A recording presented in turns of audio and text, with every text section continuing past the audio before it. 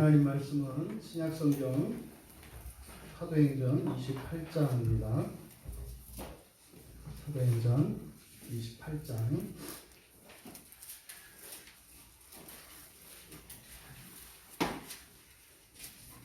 16절부터 우리 같이 24절까지 25절까지 같이 읽겠습니다. 16절부터 25절까지 신약성경 236, 237쪽에 있습니다. 한 절씩 교독하겠습니다. 제가 먼저 읽겠습니다. 우리가 로마에 들어가니 바울에게는 자기를 지키는 한 군인과 함께 따로 있게 허락하더라. 사울에게 바울이 유대인 중 높은 사람들을 청하여 그들이 모인 후에 이르되 여러분 형제들아 내가 이스라엘 백성이나 우리 조상의 관습을 대적한 일이 없는데 예루살렘에서 로마인의 손에 죄수로 내준 바 되었으니 로마인은 나를 신문하여 죽일 죄목이 없으므로 석방하려 하였으나 유대인들이 반대하기로 내가 마지 못하여 가이사에게 상소함이요 내 민족을 고발하는 것이 아니니라. 이러므로 너희를 보고 함께 이야기하려고 청하였으니 이스라엘의 소망으로 말미암아 내가 이 쇠사슬에 매인 바 되었노라.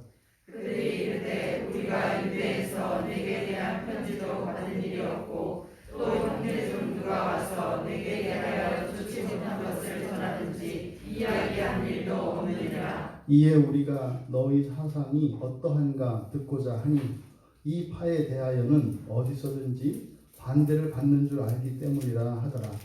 그들이 날짜를 정하고 그가 유숙하는 집에 많이 오니 바울이 아침부터 저녁까지 방문하여 하나님의 나라를 증언하고 모세의 율법과 선지자의 말을 가지고 예수에 대하여 권하더라. 그 말을 믿는 사람도 있고 믿지 아니하는 사람도 있어 서로 맞지 아니하여 흩어질 때에 바울이 한 말로 이르되 성령이 선지자 이사야를 통하여 너희 조상들에게 말씀하신 것이 옳도다. 아멘. 아멘. 우리가 이번 사경회를 통해서 나누고자 하는 말씀은 사실은 너무나 기본적인 것이고 너무나 당연한 것인데 너무나 오랫동안 들려지지 않았던 참된 성경의 복음에 관한 것입니다. 구원과 복음이라는 말은 교회 안에 너무나 일반적이고 아주 식상할 정도까지 많이 듣는 말입니다. 하지만 의외로 너무나 많은 사람들이 구원과 복음이라는 그 말의 정확한 의미와 그 가치를 알고 있지 못합니다. 더더군다나 그러니 그 복음의 능력 또 구원을 따라 살아가는 그리스도인들의 그 생생하고 역동적인 삶을 경험할 수 없습니다. 알지 못하기 때문입니다. 그런데 이런 일이 어제 오늘 일이 아니라 구약의 대표적인 선지자인 이사야 선지자도 동일한 고민이 있었고 또 예수님께서 오셔서 맨 처음 복음을 전할 때도 동일한 문제의식이 있으셨고 또 예수님께서 세우신 마지막 사도인 바울에게도 동일한 문제가 있었다는 것입니다. 심지어 이 하나님의 말씀인 이 성경이 만들어지기까지 대략 1500년의 기간이 걸립니다. 그리고 그 성경이 만들어진 이후로 지금까지 또 대략 1500년 정도 지났습니다. 그러면 하나님의 계시가 주어지고 그것이 조금씩 성경으로 만들어지고 완성되는데 1500년 걸렸고 또 완성된 그 성경이 우리에게 1500년 동안 우리에게 주어졌는데 여전히 성경에서 말씀하는 하나님의 구원에 대한 이 복음의 계시가 바르게 전해지지 않고 있다는 사실입니다. 여러분들이 인생을 살아가시고 신앙생활을 하실 때 간과해서는 안 되는 일이 절대 여러분은 특별하지 않다는 겁니다. 특별하게 생각이 되지만 특별하지 않습니다. 수십억, 수백억 되는 사람들이 우리와 같이 인생 100년을 다 살았다는 것을 잊지 마십시오. 물론 환경이 달랐고 문화가 달랐고 시대가 달랐습니다. 하지만 인생 100년을 살아가는 인생의 여정에는 한치도 변함이 없었다는 사실입니다. 우리가 이제 사경회를 하며 이 구원과 복음이라는 주제를 가지고 이제 성경 말씀을 우리들이 함께 살펴볼 것인데, 이 문제는 그렇게 녹록한 문제가 아니다. 굉장히 너무나 명확하지만 너무나 전달이 안 되는 그런 말씀이라는 사실을 여러분들이 기억하셔야 합니다. 많은 방해가 있을 것이고 여러분들 안에 걸리는 이런저런 요소들이 있을 것입니다. 그러면 여러분 지체하지 마시고 단톡방을 통해서든지 아니면 저희 개인적으로라든지 작은 질문이나 이런 문제의식들을 서로 교감할 수 있기를 바랍니다. 그래서 정말로 이번 사경회를 통해서 하나님께서 주시려는 그 은혜가 참여하시는 모든 분들에게 동일하게 일어나기를 바랍니다. 우리가 읽은 사도행전 28장 이 말씀, 그래서 먼저 이 사도행전이라는 책을 간단하게 간략하게 소개를 드리면, 이 사도행전은 신약 성경에서 유일하게 역사서로 구분되는 책입니다. 그래서 역사서로는 이 사도행전 하나, 물론 앞에 있는 복음서 마태, 마가, 누가, 요한 복음도 예수님의 생애를 그리고 있고 그때의 일을 기록했습니다만, 그것은 역사책이 아니라 특별한 구원의 계시를 가지고 그 사건들을 편집하는 것이기 때문에 역사서라고 하지 않습니다. 그래서 이 사도행전만 유일하게 신약 성경에서 역사서로 분류를 합니다. 그럼 이 사도행전에서 다루고 있는 이 사건들의 이 시기는 예수님께서 승천하신 31년부터 바울이 또 유대인들과의 이런 분쟁으로 이제 재판을 받기 위해서 이제 로마에 28장 읽은 게 이제 로마에 도착한 거거든요. 이게 대략 63년입니다. 그래서 대략 32년의 기간을 담고 있습니다. 이 사도행전 안에. 이 기간 안에 로마 이때 당시에 팔레스타인을 지배하고 있었던 로마 제국, 이 로마 제국의 황제는 4명이 갈립니다. 그런데 이 4명의 황제들, 이들 가운데 지금 배경이 되고 있는 이때는 사실 이제 여러분도 잘 아시는 이제 네로 황제가 있을 때입니다. 네로 황제가 있을 때 바울이 로마로 잡혀와서 이제 재판을 받게 되는 겁니다. 근데 이 바울이 이제 마지막 이제 우리가 28장 끝에 보면은 바울이 30절에 이태를 2년 동안을 자기 셋집에 머물면서 이렇게 다 영접하고 하나님 나라를 전파했다, 이렇게 되어 있습니다. 그러니까 2년을 이제 로마에서 머물다가 이제 석방이 되죠. 그런데 문제는 바울이 석방될 당시에 그 64년에 그 로마 대화재 사건입니다. 역사적으로도 굉장히 이거는 중요한 사건이죠. 로마에 이제 화재가 일어난 사건이 일어나요. 그것으로 인해서 기독교인은 물론이고 유대인 전체에 대한 박해가, 극심한 박해가 시작이 됩니다. 엄청난 박해가 시작이 됩니다. 그런데 사실 그 박해, 로마 제국 치하에서 살았던 특별히 이 기독교인들은 사실 굉장히 어려운 삶을 살았습니다. 그러니까 기독교인으로 살아가기에는 굉장히 불리한 환경이었죠. 그런데 다른 한편으로는 그들이 그 세상에 뿌리 내리고 이런 향락과 부를 추구하면서 살아갈 수 있는 형편이 안 되었기 때문에 그들은 이리저리 쫓겨다니고 이렇게 핍박을 받으며 살아갑니다. 근데 그런 불리한 환경임에도 불구하고 오히려 그 로마 제국을 기반으로 하는 이런 제국의 도로와 문화, 또 통일된 언어, 이런 것들로 인해서 기독교 복음은 또 전 세계로 퍼져나가는 굉장히 또 아이러니한 상황이 일어납니다. 기독교인으로서는 굉장히 척박한 삶의 환경인데 오히려 기독교인들은 그렇게 신음하는데 기독교는 퍼져나가는 이런 시대적 상황이 있었다는 것을 여러분들이 기억하셔야 합니다. 과연 이렇게 기독교인이 살아가기에 힘든 환경 속에서 예수 그리스도의 생명의 복음이 전파되어지는 이 시대적 상황, 이 상황에서 사실 이 바울 사도의 관심은 동족들에게 있었습니다. 자칭 또 하나님 예수님으로부터 이방인의 사도로 부름을 받았습니다만, 그래서 이방인들에게 복음을 전하고 교회를 세우는 일들이 많았죠.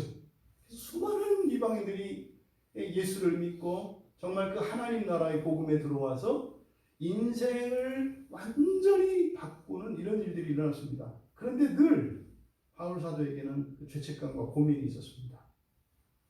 동족이 이렇게 안 되는 거예요. 하나님을 먼저 알았는데, 그리고 더군다나 하나님의 말씀을 맡았고 그 유구한 전통과 역사를 가지고 있는 특별히 선택된 민족인 것은 어느 누구도 부인할 수가 없어요. 근데 문제는 그 하나님 나라의 복음이 전달이 안 된다는 겁니다. 늘 이 고민이 바울에게는 있었습니다. 그런데 이제 사도행전의 끝을 보면은 이제 그 문제에 대한 답을, 바울이 답을 얻었구나. 이걸 이제 사실 사도행전의 마지막으로 대미를 장식하는 거거든요. 그럼 이때 당시 이 사도행전에 있는 내용, 전체의 내용은 그런 겁니다. 예수님께서 승천하셨죠. 그리고 성령이 강림하십니다. 그래서 마가의 다락방에 임한 성령의 강림과 함께 바로 예루살렘에 교회가 세워집니다. 그래서 사도들이 교회 안에 집사들을 세우면서 교회가 든든히 서가게 되죠. 그 베드로를 중심으로 한 이 사도들의 사역을 통해서 복음이 이제 예루살렘에서, 유다에서, 그리고 사마리아로까지 확장된 사실을 소개합니다. 그리고 이어서 이제 사도행전 7장에 등장하는 스데반 집사의 순교, 그 순교와 함께, 스데반의 순교와 함께 바울이 등장합니다.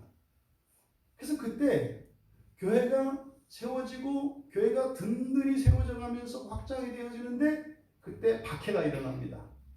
그때 그 박해의 주축이었던 바울, 사울이라고도 하죠. 이 바울이 그 박해의 주범이었는데 그 이후로 그가 개종을 하게 되죠. 유대교에서 그리스도교로 개종을 하게 됩니다. 그래서 그렇게 박해를 하고 죽여 없애려고 하였던 기독교를 오히려 이제 아시아를 떠나서 유럽과 아프리카 일대까지 막 복음을 전파되는 이런 일들이 일어납니다. 사실 이 사도행전이 그리고 있는 것은 보통 이제 이것을 성령행전이다 이렇게 여러 가지를 이야기합니다만, 인간적으로 볼 때 이 사도행전의 주인공은 바울입니다.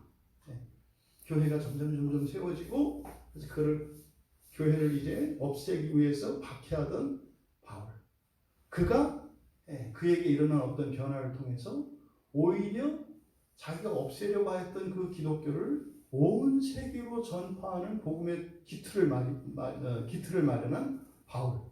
그래서 굉장한 사실은 이 웅장한 처사십니다. 이 사도행전을 사실 오페라나 이런 걸로 올려도 정말 괜찮은 거거든요. 정말 이 극적인 요소들도 많고 이런 게 많죠. 이게 바울이 주인공이라고 할 수 있어요.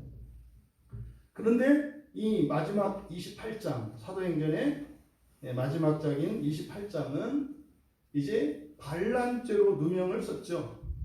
반란죄로 누명을 썼고, 그래서 그를 어떻게 해서든지 올가매려고 했던 유대교의 지도자들, 그들의 시도는 숲으로 돌아갔습니다. 법정에 세웠지만 죄가 없는 거예요. 그래서 오히려 풀어주려고 했습니다만 오히려 그들이 반대하고 여러 가지 음모가 있어서 결국은 이 바울은 유대인이었지만 로마 시민권을 가지고 있는 아주 상류층의 사람이었죠. 그래서 로마 시민은 황제에게 직접 재판을 받을 수 있는 특권이 있습니다. 그래서 그 특권을 이용해서 바울이 로마로 오게 된 거예요. 사실상 현실적으로는 유대인들이 이 상황을 악화시켰고, 그래서 어쩔 수 없이 죄가 없는 줄 알면서도 로마로 왔습니다만, 사실은 바울이 로마에 온 까닭은 바로 로마 황제에게, 그리고 로마에 있는 그리스도인들과 유대인들에게 복음을 전하기 위한 목적이었습니다.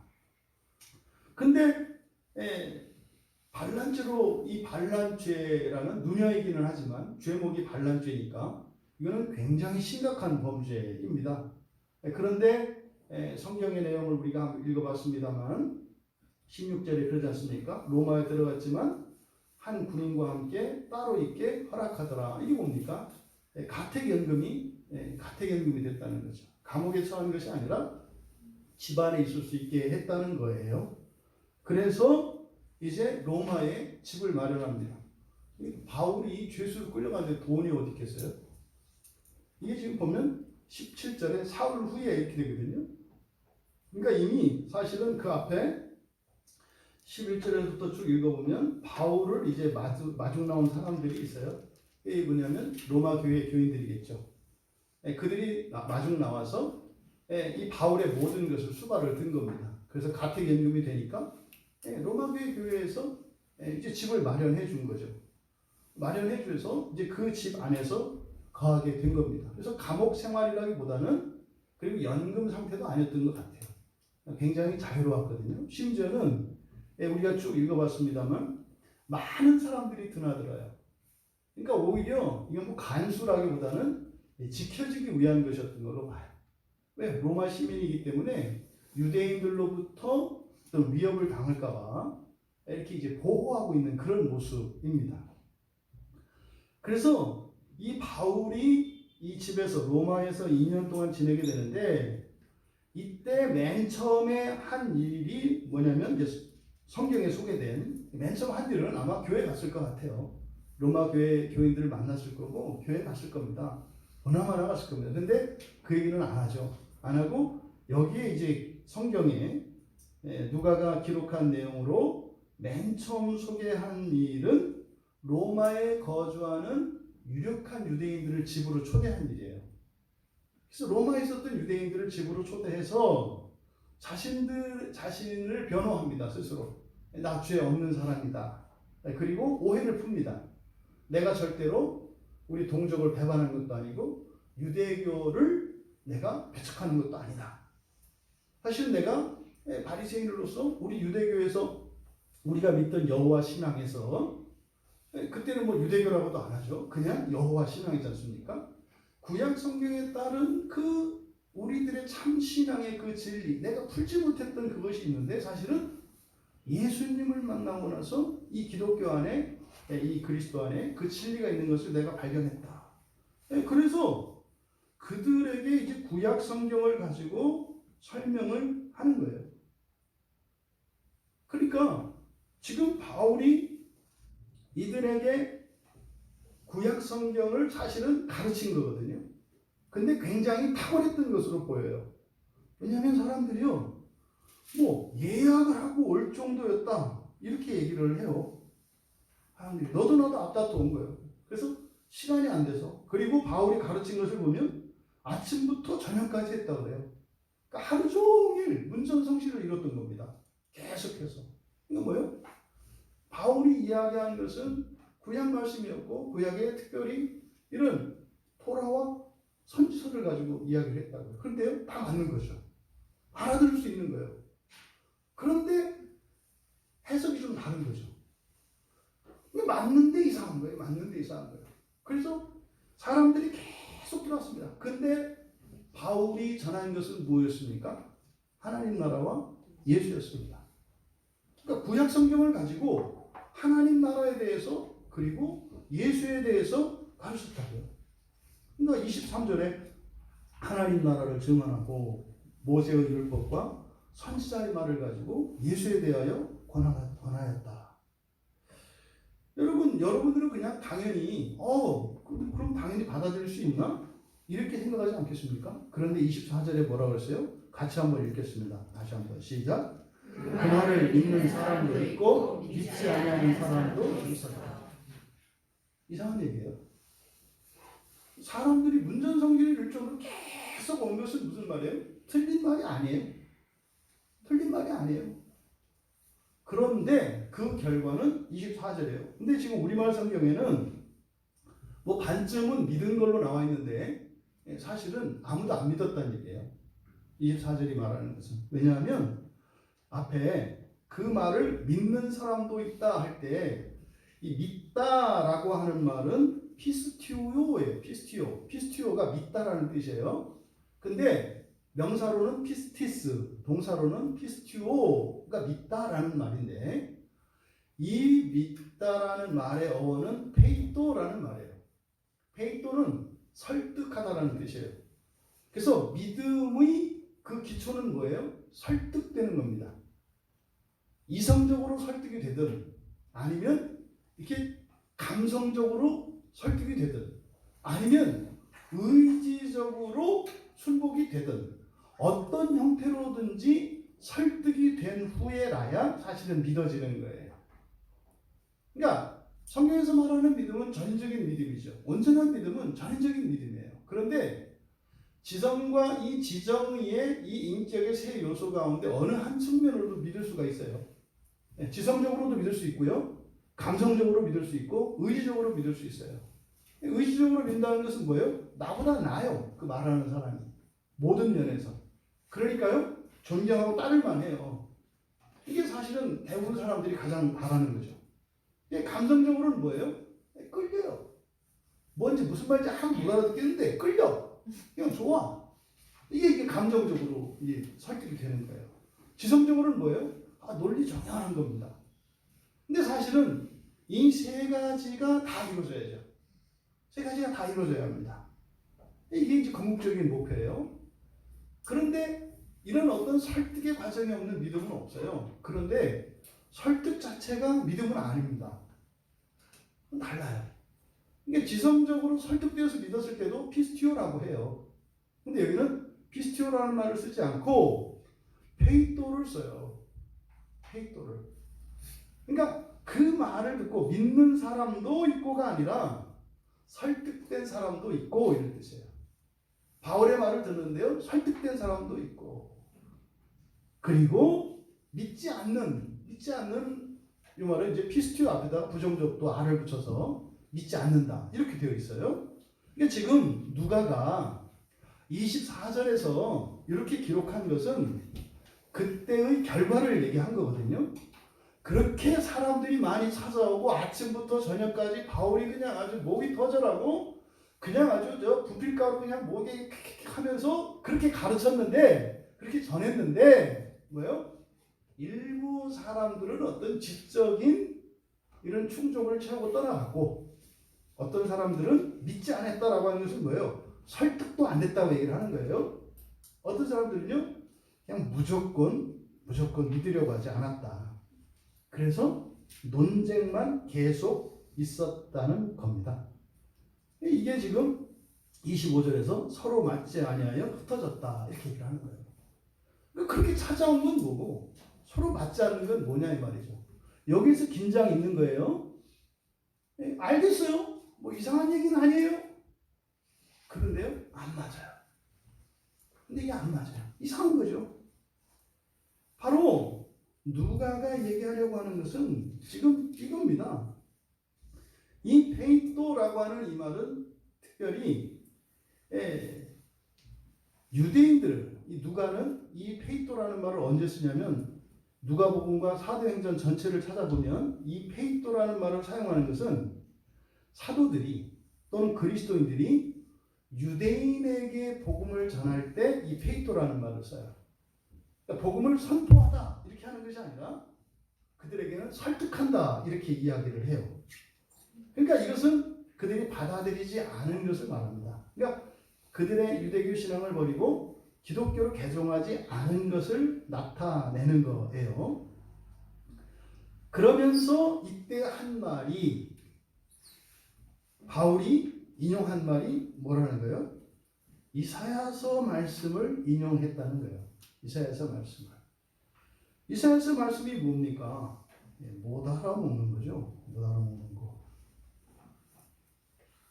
사실 28장의 지금 마지막은요. 바울 사도의 개인적인 문제가 해결된 것을 기록하고 있는 거예요. 바울이 뭐랬어요? 이방인들에게도 복음을 전하면 그 복음이 전파가 돼요. 그리고 믿고 그리스도께로 돌아오는 일이 일어나요. 그런데 정작 하나님의 백성이었던 유대인들에게는 그게 안 일어나요. 그러니까요, 이방인들에게 전도를 하고 이방인들이 사는 곳에 교회들이 세워질 때마다 바울 사도에게는 죄책감과 컴플렉스가 있는 거예요. 나는 왜 우리 형제들에게는 이게 안 됐지? 그러니까 차라리 다 안 되면 아닌가 보다 할 텐데 되는 거예요. 어디에서는 놀라운 성령의 역사가 일어나고 진리로 말미암는 놀라운 이런 구원의 일들이 막 일어나요. 그런데요, 동족들에게는 안 돼요. 28장의 결론은 뭐예요? 이사야 선지자의 말씀을 통해서 이게 내가 전한다고 전할 수 있는 게 아니고, 이게 무슨 말입니까? 이방인들에게 내가 복음을 전해서 그들이 복음을 받아들인 게 내가 해서가 아니구나. 내가 해서가 아니구나. 하나님의 주권을 깨달은 거예요. 이사야 선지자의 말씀이 뭡니까? 듣기는 들어도 깨닫지 못하고 보기는 보아도 도무지 알지는 못한다는 거죠. 하나님의 뜻이 있는 거구나. 이게 무슨 말입니까? 버렸구나가 아니라 하나님께서 또 다른 구원의 계획을 가지고 계시겠구나, 이런 생각을 한 거죠. 근데 여러분, 여기서 우리가 좀 우리를 긴장시키는 상황이 있어요. 이사야 선지자가 이 말씀을 선포했을 때 어떤 일이 일어났어요? 이스라엘이 멸망합니다. 그래서 바벨론 포로로 끌려가요. 근데 바울 사도가 지금 이 얘기를 했어요. 똑같이 이들에게 이사야 선지자의 말씀을 인용해서 전했어요. 그 뒤에 어떤 일이 일어난다고요? 엄청난 박해의 일들이 일어나요. 그래서요, 이때 사방으로 유대인들이 다 쫓겨갑니다. 이 디아스포라가 본격적으로 시작되는 거예요. 조심스럽습니다. 교회의 역사 속에서 하나님의 참된 진리의 말씀이 시대 가운데 드러날 때가 있어요. 진리의 빛이. 그때 어떤 일이 일어나는 거예요? 굉장한 위기와 기회의 선택 앞에 놓이게 된다는 거예요. 제가 이 말씀을 이렇게 준비하면서 한편으로는 조심스럽더라고요. 이거 괜히 전한다 싶은 마음도 드는 거예요. 이거를 이렇게 했다가 정말로 이 말씀이 받아들여지지 않는다면 이사야 때 그랬고 바울 때 그랬던 것처럼 또 그런 일이 일어나는 건 아닌가 하는 겁이 사실은 들더라고요. 그런데 역사는 반복이 되는 것 같습니다만 우리 그리스도인들은 역사를 바꿀 수 있죠. 이사야를 통해서 하나님께서 복음의 계시를 주셨지만 그들이 불순종하고 멸망의 길로 갔습니다. 바울 사도를 통해서 다시 한번 하나님께서 구원의 기회를 주셨지만 그들이 거부하고 그들이 정말로 이제 온 세상으로 흩어지는 그런 집도절도 없이 떠도는 그런 민족이 됐습니다. 그리고 2000년을 사는 거예요. 그리고 2000년을 떠돌아다녔다고요. 부디 이런 과거의 불행한 역사가 다시 반복되지 않기를 바랍니다. 여러분 한 분에게 소망이 있습니다. 여러분 한 분이 이 참된 복음의 말씀, 하나님의 이 구원의 계시를 믿음으로 받아들인다면 역사 속에서 반복했던 하나님의 복음의 계시와 멸망과 이런 순환의 역사는 종식될 줄 믿습니다. 아마 그래서 오늘 이번 기회에 이 사경회를 통해서 하나님께서 주시려고 하는 큰 은혜가 이런 과거의 불행하고 어두웠던 역사를 끊어내는 그런 은혜가 부어지는 이번 사경회가 되기를 진심으로 바랍니다. 아마 그래서 이 사건 이후로 이제 바울은 동족에 대한 그런 책임감과 심적인 부담감을 다 내려놓았을 수 있었겠다는 생각이 들어요. 싹 정리가 됐겠죠. 여러분, 이렇게 왜 사람들이 어떤 사람은 설득이 돼도 믿지를 않고, 또 어떤 사람은 아예 그냥 무조건 믿지 않으려고 하는 일이 왜 일어날까요? 왜 일어날까요? 이거 심각하게 고민을 해봐야 됩니다. 왜냐하면 이것은 우리의 문제이기 때문에 그래요. 네, 여러분 믿는 부분 말이야. 여러분들이 여전히 믿지 않는 부분들이 있거든요. 믿지 않는 그 부분들은 이렇게 알아듣겠는데 안 믿어지는 일이 있고, 또 어떤 부분은 아예 이렇게 거부감이 드는 이런 일이 우리에게 있다고요. 왜 이런 일이 일어났을까? 첫째로는 그들이 알고 있는 유대인들이죠. 유대인들이 알고 있던 구원이 하나님의 계시와 달랐던 거죠. 그들이 생각하는 구원과 하나님이 주시려는 구원이 달랐던 거예요. 그러니까요, 그들이 성경을 통해서 알고 있었던 내용이 하나님의 온전한 뜻이 아니니까, 그러면 그 사람들이 전하는 복음도 온전한 복음이 아니에요. 그러면 그런 그들에게 온전한 복음이 선포되어지면 그 틀린 게 되는 거죠. 이게 1차적으로 사실 이 문제를요 다룬 게 로마서예요. 우리가 지금 수요일에 공교롭게 로마서 9장, 10장, 11장의 주제가 영화라고 했지 않습니까? 네? 신적 존재가 되는 것. 근데 바로 그때 지난주 우리 수요일에도 살폈잖아요. 바울 사도가 이사야서 52장 7절 말씀을 인용해요. 이 로마서 10장 15절에서 그 말씀을 인용하거든요. 참된 믿음과 구원에 대해서 이렇게 쭉 설명을 할 때 바로 이사야서 52장 말씀을 인용한다고요. 그래서 제가 서두에 이사야의 문제의식, 바울의 문제의식, 예수님의 문제의식이 같다고 말씀드린 거예요. 이 문제는 아직 해결이 안 된 거예요.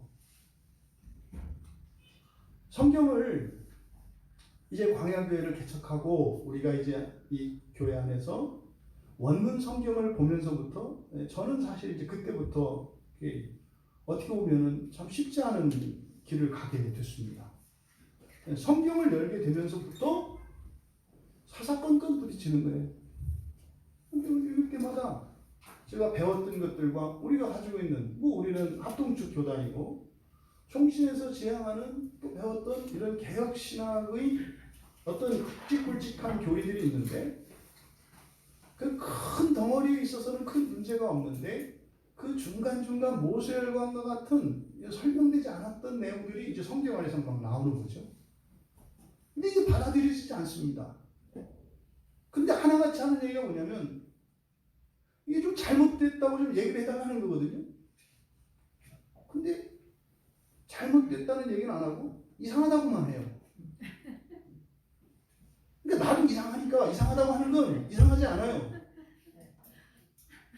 그러면은 성경에서 계시하는 그것, 이게 잘못된 것이 아니라면, 이상하다라면 받아들여야 되는 거 아닌가요?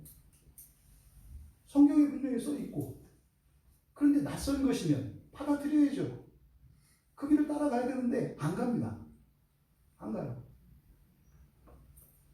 이게 제가 왜 이런 일이 일어날까? 이게 사실은 이런 일이 오랜 게 사실은 에덴 동산에서 일어났던 타락 사건이거든요. 선악과를 따먹음으로써 인간에게 생긴 게 뭐냐면 자기 절대성이에요. 하나님과 같이 되었다고 하는, 하나님과 같이 되었다는 것은 절대적 존재가 됐다는 뜻이거든요. 자기 절대성이 생겨요. 그때부터.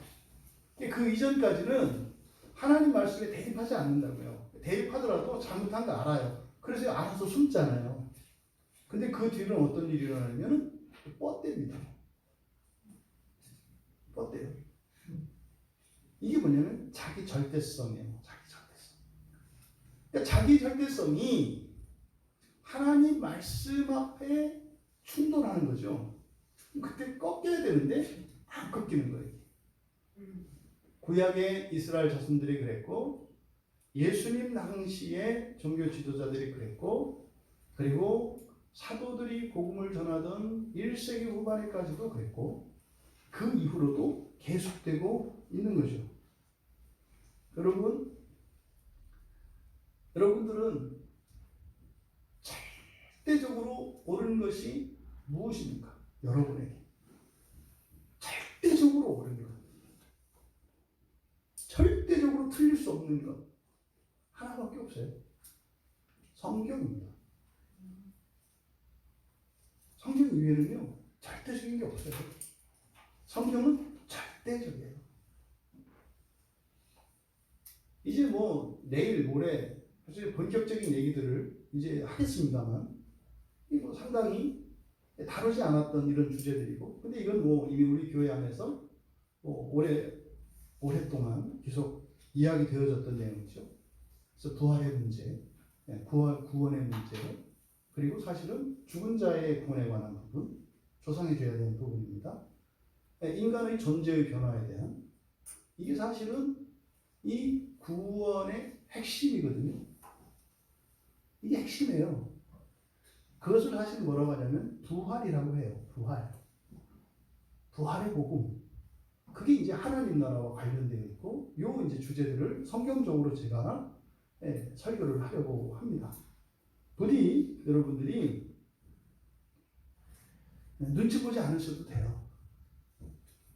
눈치 보지 않으셔도 되고, 마음 편히 하시고 진리의 길을 따라 함께 갈 수 있게 되기를 바랍니다.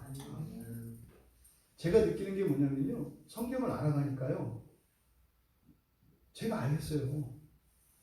제가 저를 바꾸더라고요. 신기할 정도로 바꿔요.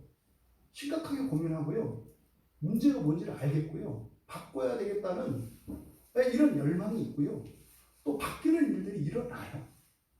근데 그게 나 하나만이 아니라 주변에서 같이 일어나요. 어느 한 시대도 하나님의 말씀이 모든 사람들에게 동의된 적은 없습니다. 근데 문제는 이런 얘기를 이단들이 많이 쓴다는 거예요. 이단들이 꼭 이런 얘기를 하거든요. 예수님이 그 시대 이단이었다 이렇게 얘기를 해요. 그러니까 우리도 이단이니까 우리도 예수다 이렇게 가는 거거든요. 3단론법도 완전히 엉망진창이, 논리 자체가 이 논리 공부를 안 한 사람들이죠. 예수님의 말씀이 성경의 말씀과 일치하기 때문에 이단이라고 하든 뭐라고 하든 진리인 것이지, 성경을 벗어나서 이단 취급받으면 그게 정통인 것은 아니다 이 말이에요. 이상한 이단들이죠. 그래서 절대적인 것은 뭐다? 성경이다. 예수님도 성경에 기대서 말씀을 하세요. 성경을 떠나서 이야기하지 않으세요. 그래서 우리가 만약에 성경의 말씀만 따라간다면 그것은 절대적으로 옳은 길이다. 눈치 보지 말고 불안해하지 말고 담대하고 씩씩하게, 또 여러분들 안에서 여러분을 붙잡고 있는 이런 악한 세력들의 이런 결박을 끌어내시고 참으로 진리로 자유케 하시는 그 일들이 우리 모두에게 경험되기를 바랍니다. 먼저 그래서 첫 번째 주제로 구원에 대한 오해입니다. 구원에 대한 오해. 왜 우리가 이렇게 이스라엘 백성, 구약의 이스라엘 백성들이 그랬고 초대교회로부터 또 지금까지도 왜 이렇게 구원에 대해서 오해를 하고 있는 것일까? 오늘은 대략적으로 살펴보겠고, 구체적인 문제들은 내일 모레 아니면 뭐 그때까지라도 살펴보겠습니다. 그래서 동일한 문제의식을 가지고 그 문제의식을 드러낸 본문이 바울 사도께서 로마서 10장 15절에서 인용했던 이사야서 52장 7절 말씀이에요. 그럼 기본적으로 이제 그 말씀을 가지고 유대인들이 왜 오해했는지, 그리고 복음이 무엇인지를 대략 살펴보고, 우리들이 얻어야 될 교훈, 우리들이 나아가야 할 그 방향성을 좀 잡기를 바랍니다. 이사야서 52장 7절은 이렇게 되어 있어요. 좋은 소식을 전하며 평화를 공포하며 복된 좋은 소식을 가져오며 구원을 공포하며 시온을 향하여 이르기를 내 하나님이 통치하신다 하는 자의 산을 넘는 발이 어찌 그리 아름다운가. 로마서 10장 15절에서는 뒤에 부분, 하반절 부분을 인용을 했죠. 이 본문 안에 사실은요, 구원의, 그러니까 성경에 게시되어진 그 구원의 이유와 목적이 무엇인지를 잘 드러내고 있어요. 그럼 여기에 본문은 사실 지금 이 말씀의 배경은 포로된 이스라엘이에요. 포로된 이스라엘에게 하나님께서 어떻게 하신다는 거예요? 구원자를 보내신다는 거예요. 구원자를 보내서 구원해 주겠다는 말씀이거든요. 그런데 그 구원의 목적이 사실 이제 바로 앞에 나오는 게 읽지는 않았습니다만 하나님의 이름이 더럽혀지기 때문에 더 이상은 두고 볼 수 없어서 구원하신다는 거예요. 그래서 하나님의 구원의 가장 궁극적인 원인이 뭐예요? 하나님의 이름이 더럽혀지는 거예요. 하나님의 이름이. 지금 이 시대가 하나님 이름이 상당히 더럽혀지고 있어요. 바벨론 상황과 거의 지금 방불하는 상황이거든요. 그러니까 자꾸 이렇게 부담이 들어요. 굉장한 부담이 들어요. 한편으로는 소망이 있지만 한편으로는 사실 부담이 들어요. 그래서 하나님의 이름이 더럽혀지기 때문에 구원하신다. 그러면 여기서 구원의 목적이 뭐라는 겁니까? 가장 궁극적인 목적은 하나님의 이름의 영광을 회복하는 거예요. 하나님의 이름의 영광을 회복하는 거. 이게 구원의 목적이에요. 구원의 목적은 우리에게 있지 않아요. 먼저 원형이신 하나님께 있어요. 하나님께. 왜요? 그게 또 우리를 위한 거예요. 왜? 우리는 원형을 보고 가야 되거든요. 원형은 하나님이시거든요. 근데 하나님이 왜곡되어 있으면 우리는 우상을 섬기면서 우상을 바라보고 갈 수밖에 없어요. 그러니까 먼저 원형이 회복. 원형이 뭐예요? 하나님의 이름의 영광입니다. 그리고 2차적인 목적이 그 포로된 이스라엘 백성들이 하나님의 이름, 즉 하나님을 아는 것이겠죠. 이게 2차적인 목적이에요. 사실 여기서 우리가 알 수 있는 것은요, 이스라엘 백성들이 또 왜 포로가 되었는가입니다. 이스라엘 백성들이 포로가 된 이유는요, 하나님의 이름을 잊었기 때문이에요. 하나님의 이름을 잊었기 때문에 나라를 빼앗기고 포로가 되었고, 그런데 그곳에서 하나님의 이름이 더럽혀지니까 하나님 스스로 하나님의 이름의 영광을 회복하기 위하여 구원하시는 거예요. 그러면 구원이 끝이 아니죠. 중요한 것은 하나님의 이름이 하나님 백성들에게 알려지는 거라고요. 그래서요, 다시는 그들이 그냥 포로 상황에서 벗어나는 게 다가 아니라 다시는 포로 상황에 처하지 않게 하는 거죠. 여러분 개인적으로 그런 경험 다 있잖아요. 특별한 어려움이 있어서 하나님 앞에 나오잖아요. 기도하고 교회 나가고 하는 어떤 특심을 내는 기간들이 있잖아요. 근데 끝나고 나면 해방되죠. 이게 뭐예요? 그 문제가 해결하는 게 구원이 아니에요. 성경에서 말하는 것은 다시는 그런 문제가 반복되지 않도록 하는 거예요. 근데 또 그것도 끝이 아니에요. 문제 대신 영광이 삶 속에 열매로 맺히는 이게 구원이에요. 그러니까 근데 보통은요, 이스라엘의 역사를 보면 이런 위기 상황에 처하면 거기서 벗어나기만을 이걸 구원으로 생각을 해요. 근데 그게 다가 아니다 이 말이에요. 다시는 떨어지지 않게 되는 게 하나님의 구원이라니까요. 근데 그게 또 끝이 아니라니까요. 떨어지지 않았더라면 이르렀을 영광의 상태에 다다르는 게 구원이라고요. 이게 전달이 안 되는 거예요.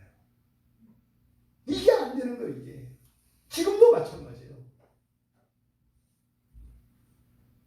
이 400년 동안 정말 여러분 안에 성경에서 이야기하는 참된 구원의 일이 일어나기를 바랍니다. 온전히 다는 아니에요. 하지만 이 구원은 분명히 일어날 수 있어요. 여러분이 이 구원의 복음을 정말 믿고 받아들이면 놀라운 일이 일어납니다. 이건 사람의 일이 아니라 하나님의 큰 일이 여러분의 삶 속에서 실제로 일어납니다. 이것을 여러분들이 모두 다 누릴 수 있게 되기를 바라요. 그런데요, 이스라엘 백성들은 이들이 이 이사야 선지자의 말씀을 통해서 이들이 받아들인 것은, 그리고 이들이 바라는 구원은 이 포로된 상태에서 풀려서 예루살렘에 돌아가는 거였어요. 사실은 그것도 몇몇에 불과해요. 대부분은 그냥 바벨론에서 먹고 사는 문제가 어려운 문제가 해결되는 것이 구원이었어요. 그 증거는 뭡니까?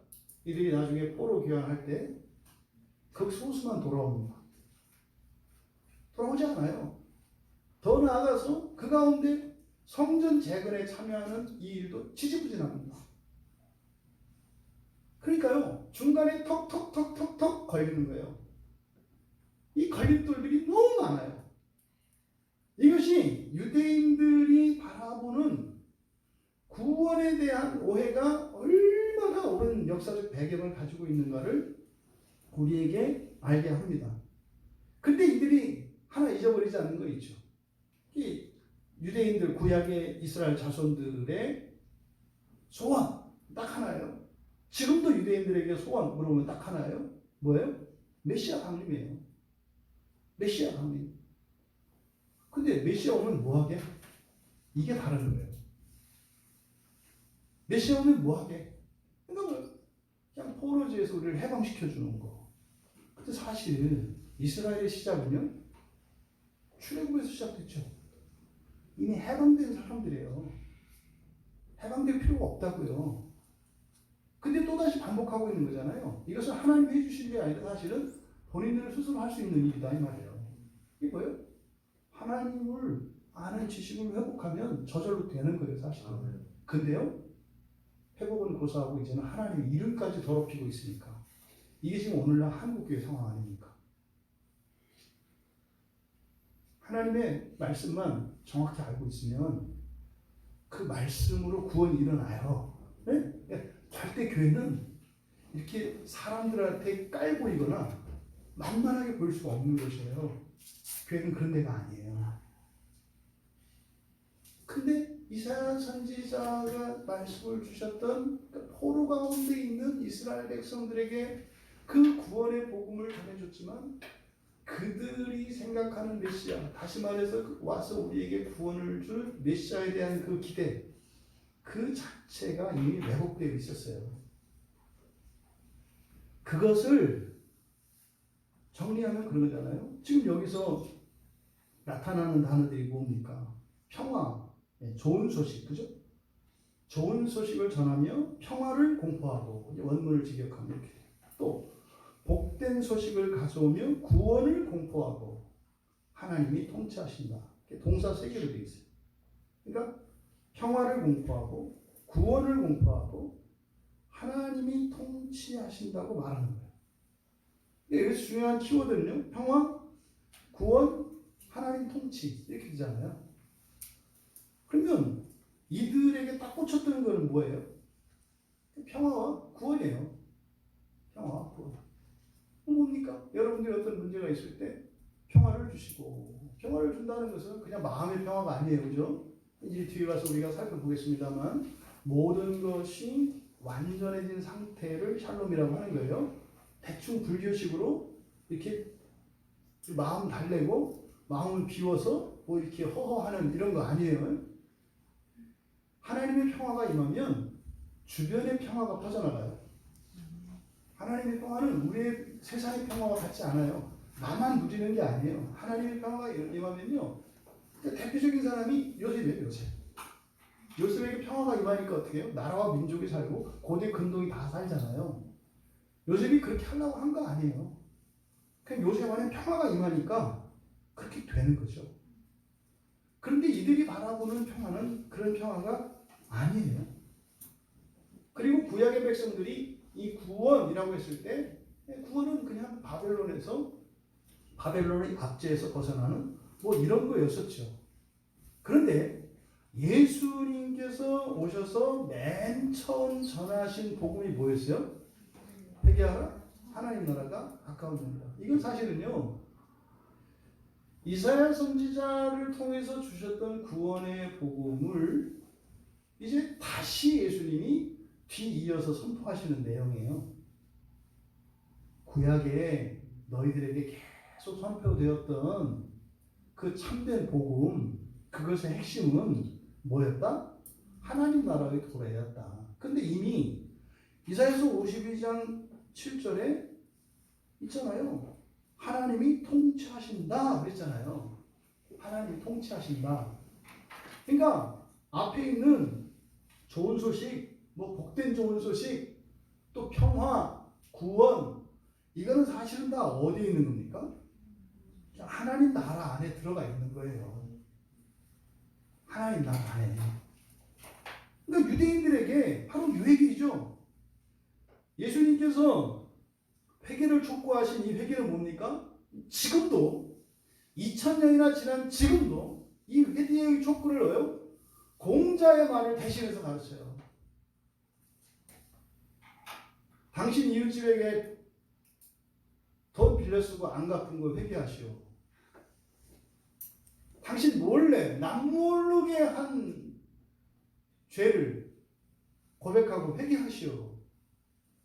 여러분, 예수님이 말씀하신 회개는 그런 회개가 아니에요.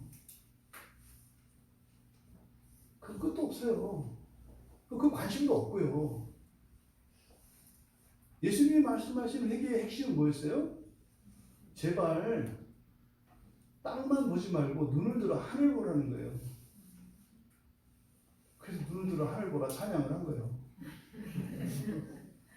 회개의 핵심은 눈을 들어서 하늘을 보라는 거예요. 하늘을. 이게 핵심이에요. 이게 뭡니까? 이사야 선지자를 통해서 선포되었던 그 복음의 핵심이 하나님의 통치라고요. 하나님의 통치. 근데 여러분요, 심지어 하나님 나라를 이야기하는 사람들도 어느 정도냐면 하나님 나라는 하나님의 통치다. 맨날 이렇게 얘기를 해요. 그럼 자기가 왕으로 타려고 해요. 하나님의 통치의 핵심은 먼저 뭐예요? 이 땅이 아니라 저 나라요. 이미 이루어진 하나님 나라라니까요. 이미 실제하는 저 나라가 있다는 것을 좀 믿고 그 나라를 위해서 살아가는 거예요. 예수님께서 회개하라 천국이 가까웠다. 이 앵기켄이라고 하는 이 말은 완료형이라고 했잖아요. 완료형. 우리말로는 가까웠다 이렇게 되어 있지만은 우리말로는 이렇게 나타내기가 어려워요. 그러니까 이미 임했지만 아직 다 온 것은 아니다 이런 뜻이거든요. 회개해. 천국이 이미 이 땅에 왔는데 물론 아직 완전히 온 것은 아니야. 뭐 이게 좀 애매하니까 가까웠느니라 이렇게 한 거예요. 근데 어쨌든 임했어요. 이미 임했다고요. 여러분에게 임했어요. 하나님 나라가. 여러분 마음속에 임했고 여러분 가정 안에 임했고 여러분 인생 안에 이미 하나님 나라가 임했어요. 여러분이 예수를 믿는 순간 하나님 나라가 임했어요. 여러분에게는 그래서 이 세상 나라의 원리와 하나님 나라의 원리가 동시에 적용이 됩니다. 동시에 역사가 일어나요. 그런데 구약의 이스라엘 백성들로부터 오늘날 그리스도인들까지도 뭐예요? 자꾸 하나님 나라의 원리로 이 땅 나라, 이 세상 나라의 원리로 또 이 세상 나라를 위해서 살아가요. 심지어는 어떻게 해요? 하나님 나라의 원리와 하나님 나라의 자원을 뽀개가지고 그거를 부셔서 어떻게 이 세상 나라에 좀 쓸데가 없나?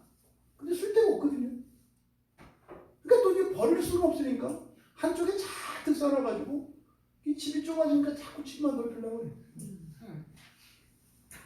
쓸데없는 질문을 보니까. 여러분, 예수님께서 말씀하신 핵심은 천국이 임했어.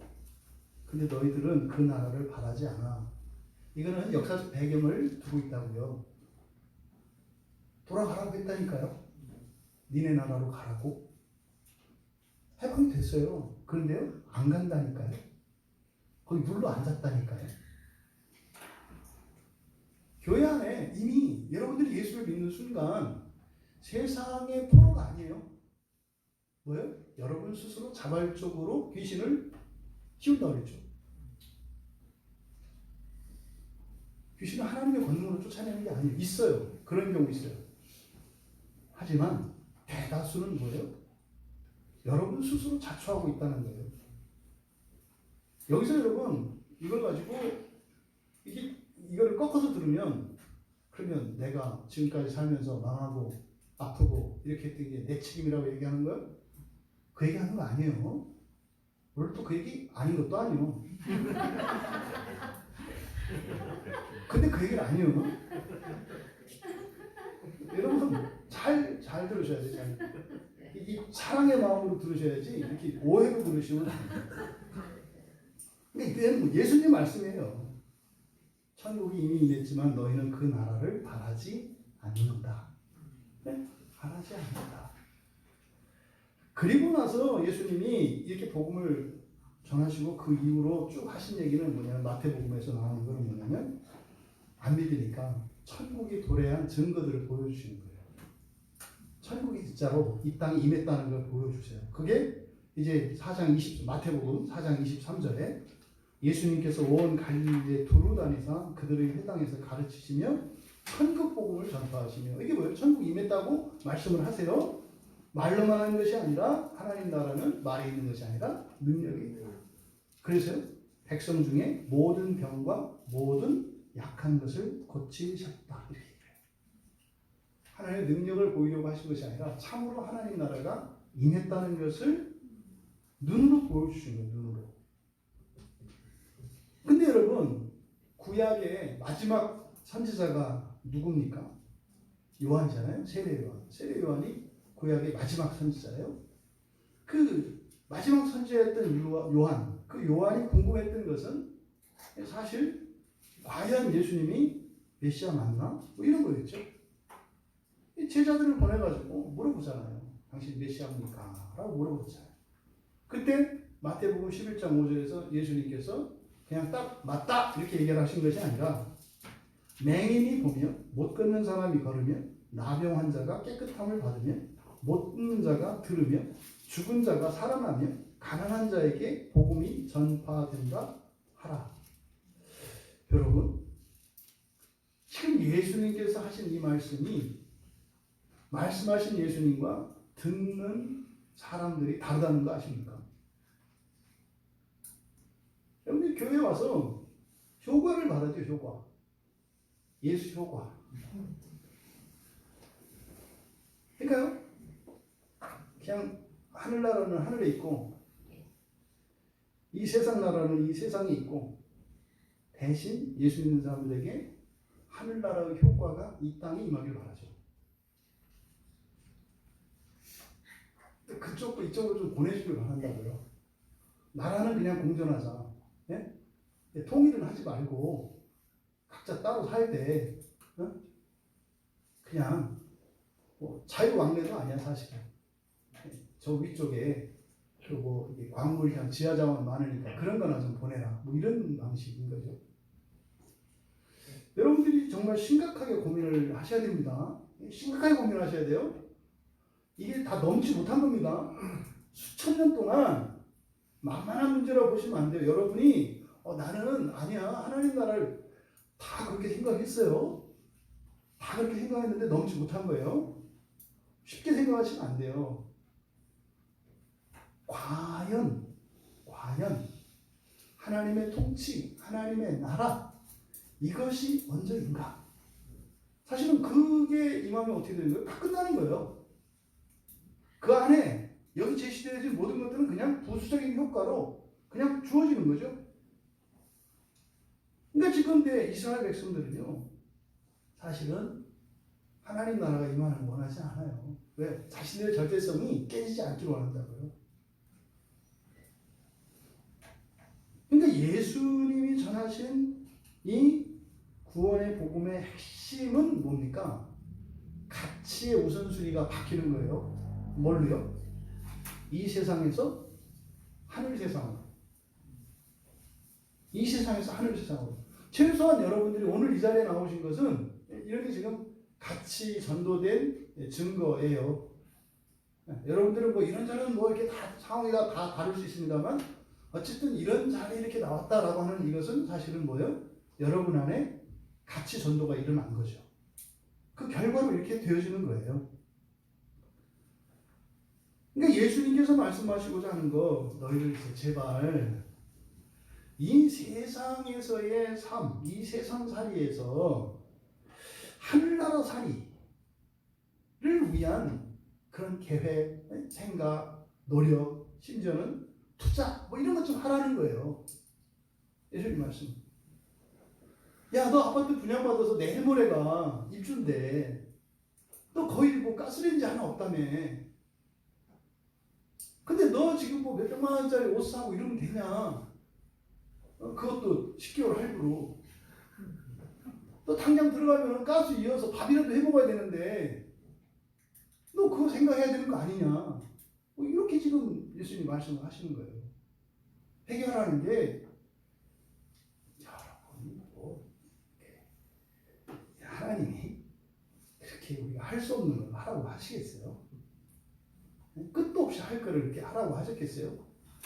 그런 회개하라는 의미는요, 이 수천 년 동안 수많은 선지자들에 의해서 계속 되어진 거예요. 그 얘기 하라고 오셨어요? 예수님이? 하나님이? 그럴 리가 없죠. 그러니까 이렇게 쉬운 문제가 아닌 거예요. 그러니까 우리가 정죄하시거나 뭐 이게 딱 또 이걸 또 듣고 여러분 혹시 조금 전에 맞아, 나는 세상을 살았어, 이제부터 하나님을 다 거짓말이요. 속지 마요. 그렇게 되는 게 아니라니까. 아니 그렇게 간단할 것 같으면 하나님이 어떻게 나세요? 절대 그렇게 생각하죠. 그거 이시요. 뭘? 아이고, 내일 나올지 안 나올지도 확정이 안 됐는데 무슨 하나님 나라 같은 소리. 그래서 예수님께서 그들의 패착이, 그들의 패인이 무엇인지를 이 말씀을 통해서 가르쳐 주신 거죠. 그러면 왜 유대인들이 이렇게 실패를 했을까? 예? 하나님이 직접 나서셔서 또 이렇게 선지자를 통해서 이미 구약에서도 알아들을 수 있도록 주셨는데, 또 우리들은요, 사도들을 통해서도 주셨고 성경을 통해서도 계속 주셨는데 왜 지금까지 아니 구약의 이스라엘은 그렇다고 쳐, 아니 반 꺾어서 예수님 당시에 유대인들도 그렇다고 쳐, 또 사도들 그 뒤 한 뭐 100년 동안 살았던 그 사도들의 시대의 사도들과 동시대를 살았던 그 사람들도 뭐 그럴 수밖에 없다고 쳐. 그런데 2000년 지난 지금의 우리들까지 왜 똑같은 일들을 반복하고 있는가? 이거는 반성하고 할게요, 결단해야지, 쉽다, 이렇게 되는 문제가 아니에요. 여러분, 절대로 간단한 문제는 아니라는 거 가볍게 생각하시면 안 돼요. 절대로 안 되는 거예요. 왜요? 수천 년 동안 수많은 사람들이 시도를 했는데 안 됐잖아요. 여러분이 기독교인으로서 참된 이 복음의 진리를 듣고 그 복음의 진리가 우리에게 제시하는 그 길을 간다는 일은요, 굉장히 어려운 일이라고요. 네? 천길 낭떠러지 사이에 외줄을 걸어놓고 외줄 타기 하는 것보다 더 어려운 일이에요, 여러분. 절대적으로 할 수 없다라고 하는 절대적인 무능력을 여러분들이 인정하셔야 된다니까요. 마귀는 할 수 있다고 해요. 네가 안 해서 그런 거라고 그래요. 네가 마음만 먹으면 할 수 있다고 그래요. 근데 그 뒤에 괄호치고 절대 죽을 때까지 마음을 안 먹을 것이다, 이렇게 있거든요. 여러분, 이들이 왜 복음에 제시되어 있는 하나님이 주시는 그 구원의 진리를 온전히 이해하지 못하고 있었을까? 그 첫째는 자신들의 불행의 이유를 오해하고 있는 거죠. 왜 지금 불행한지 오해하고 있는 거예요. 왜 불행한지. 바벨론 포로에 살고 있는 게, 그 바벨론에서 그 포로제에서 살고 있는 삶 자체가 사실은 그 안에 이런저런 일이죠. 그 안에 살면서 돈도 띠끼고 했다가 뭐 망하기도 하고 했을 거예요. 그게 실패의 원인이 아니에요. 거기서 사람들에게 따돌림도 당하고 했겠죠. 그게 원인이 아니에요. 원인은 뭐예요? 나라를 잃어버린 거예요. 하나님을 잃어버린 거예요. 여러분이 왜 불행하고 힘든지 아세요? 하나님을 잃어버렸기 때문에요. 정말로. 하나님을 아는 지식을 여러분이 잃어버렸기 때문에 불행한 거예요. 제가 하는 얘기를 절대로 어떤 종교적인 이야기로 듣지 마세요. 저는 굉장히 실존적인 사람이라니까요.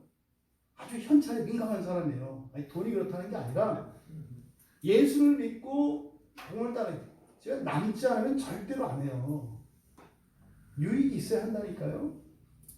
여러분, 하나님을 아는 지식, 이것이 그들의 불행의, 그 지식을 잃어버린 것이 불행의 이유였거든요. 근데 그들은요, 포로 상태에서 벗어나기만 하면, 또 그것도 아니에요. 그냥 뭐 돈 몇 푼 생기면, 또 하는 사업이 좀 되면, 또 자식들이 좀 뭐가 좀 되면, 자신들의 불행이 사라지고 행복이 찾아올 거라고 생각을 한 거예요.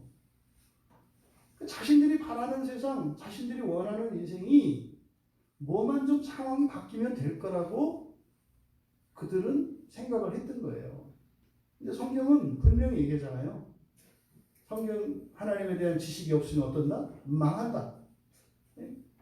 잠언 10장 21절에서 죽는다 그래요. 지식 없으면 죽는다 그래요. 죽는다고.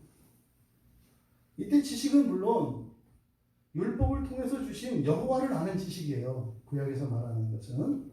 그러면요, 하나님 나라는 어때요? 자유롭고 평화롭고 완전히 영광스러워요.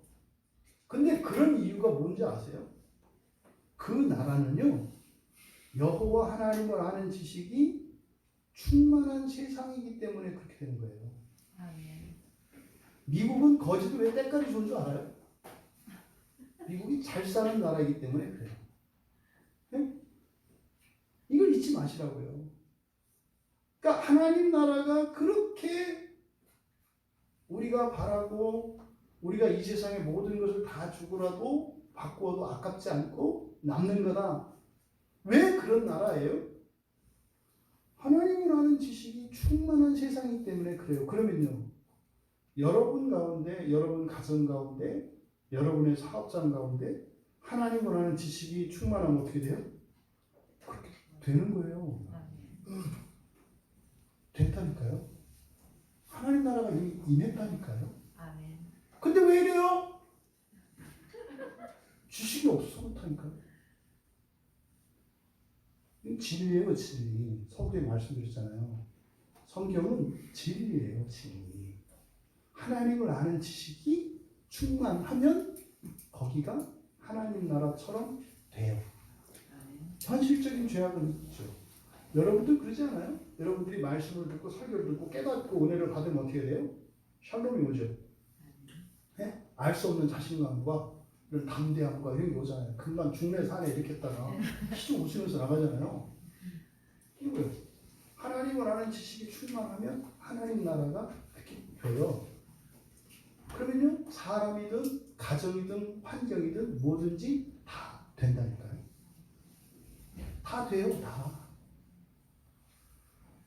여러분, 언제나 어디에서나 어떤 사람에게나 여호와를 아는 지식이 충만하면 완전한 자유와 평화와 기쁨과 행복이 보장된다는 것을 믿으시기 바랍니다. 아멘. 우리가 마음을 써야 하는 것은 여호와를 아는 지식이 충만해지는 거예요. 아는 정도가 아니라 충만해지는 거예요. 그러면요, 하나님 나라가 있네요. 하나님 나라는 더불어 사는 세상이에요. 나 혼자가 아니에요. 여러분 개인의 여러분의 마음속에 여호와는 지식이 충만케 되기를 바랍니다. 그래서 여러분들을 통하여 하나님 나라가 여러분 가정과 이웃들, 일가 친지들, 친구들 모두에게 펼쳐질 수 있게 되기를 바랍니다. 그러니 이 불행의 원인을 현실적인 어떤 환경, 이런 상황, 이것이 원인이라고 생각했던 그들이 고대하는 복음, 그들이 생각하는 복음 뭐겠어요? 바벨론의 패망이죠. 바벨론이 망하는 거예요. 바벨론이 좀 망했으면 좋겠는 거죠. 그러면요, 그들에게 자유와 평화가 찾아올 것이라고 생각을 했던 거예요. 근데 여러분, 바벨론의 패망 소식이라는 게 뭐예요? 여러분들에게 바벨론은 뭐예요? 여러분, 바벨론이라고 하는 것은 여러분의 행복한 삶을 방해받고 있고 제한하고 있다고 생각하는 어떤 환경, 이거예요. 이게 바벨론이에요. 여러분들에게 바벨론은 다른 게 아니에요. 어떤 사람, 어떤 환경, 여러분들의 처지, 뭐 이런 거죠. 그러니까 모든 사람에게 바벨론은 다 있어요. 모든 사람에게. 근데 바벨론이 좀 다르죠.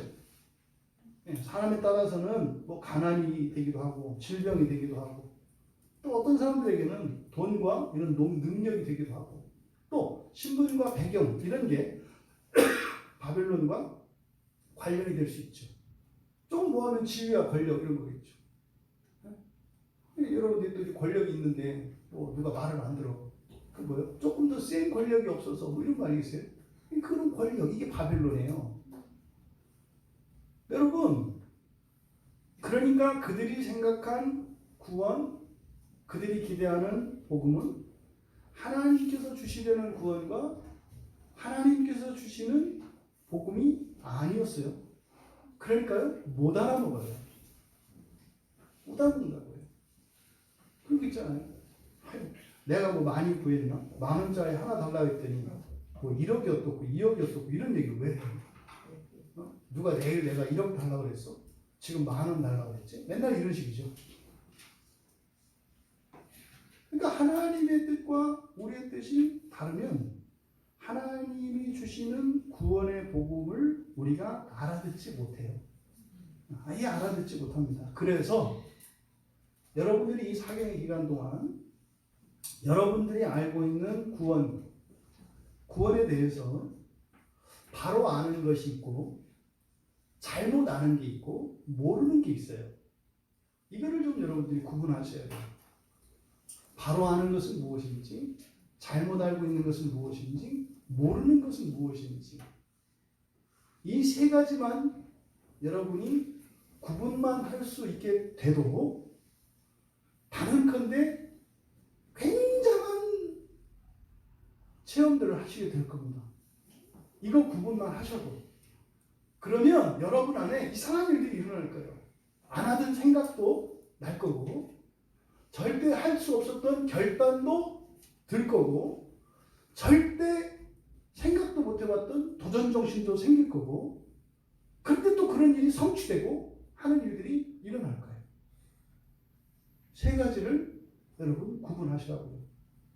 뭐 하라고요? 바로 아는 것과 잘못 아는 것과 모르는 것을 구분해라. 이걸 뭉뚱그리면 어떻게 돼요? 이게 절대 정신이 돼요.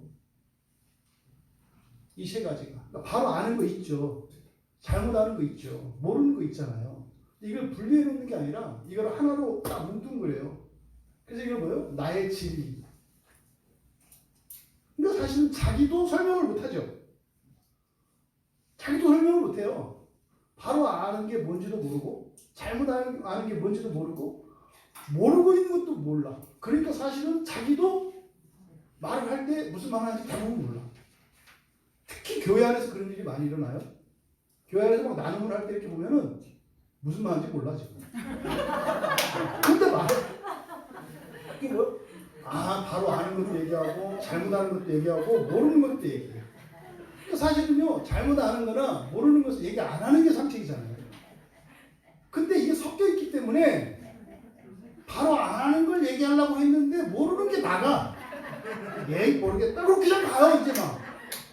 사실은 자기 모르는 건데 말이 끌고 가니까 막 끌려가. 이런 일이 일어나, 이런 일이. 그리고 나서 이제 돌아가면서 이제 할 얘기 하나도 못했네. 뭐 이제 이렇게 하는 거죠. 그때 내가 이 말을 하고 싶었는데, 그러니까 여러분들이 요 사경의 기간 동안 이것만 여러분들이 분류를 해놓으셔도 속지 않는다. 왜냐? 다른 사람들이 여러분 보고 그래요. 이상해졌다고. 사람이 좀 달라졌어. 당연히 그렇게 하게 돼 있는 거예요. 그러면서 부끄러워지기 시작하죠. 내가 살아왔던 삶을 돌아보면 참 정신없는 삶이었구나. 이거를 이제 알게 되니까. 그리고 또 사실 불쌍하죠. 그러지 않아도 되는데 그랬구나. 그리고요, 사랑하게 돼요.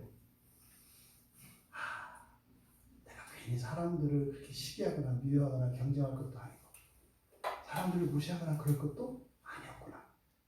자연스럽게 이게 일어나요. 여러분들이 아는 구원에 대한 지식들을 정리할 수 있는 기회가 되기를 바랍니다. 그렇게 하셔서 성경이 제시하는 여러분들에게 주시고자 하는 하나님이 주시겠다고 하는 구원이 무엇인지를 아셔야 돼요.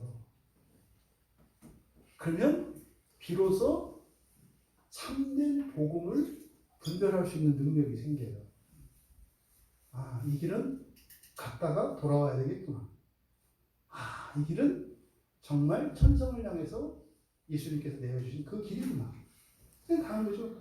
인생의 시행착오만 줄여도 여러분 주변에 있는 분들이 얼마나 편해요.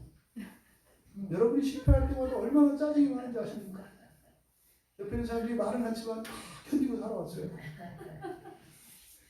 여러분들이 이 구원의 진리만 바로 알고 복음을 분별할 수만 있다면 그것만으로도 아무런 변화가 일어나지 않아도 그것만으로도 여러분의 인생은 놀랍게 변할 줄 믿습니다.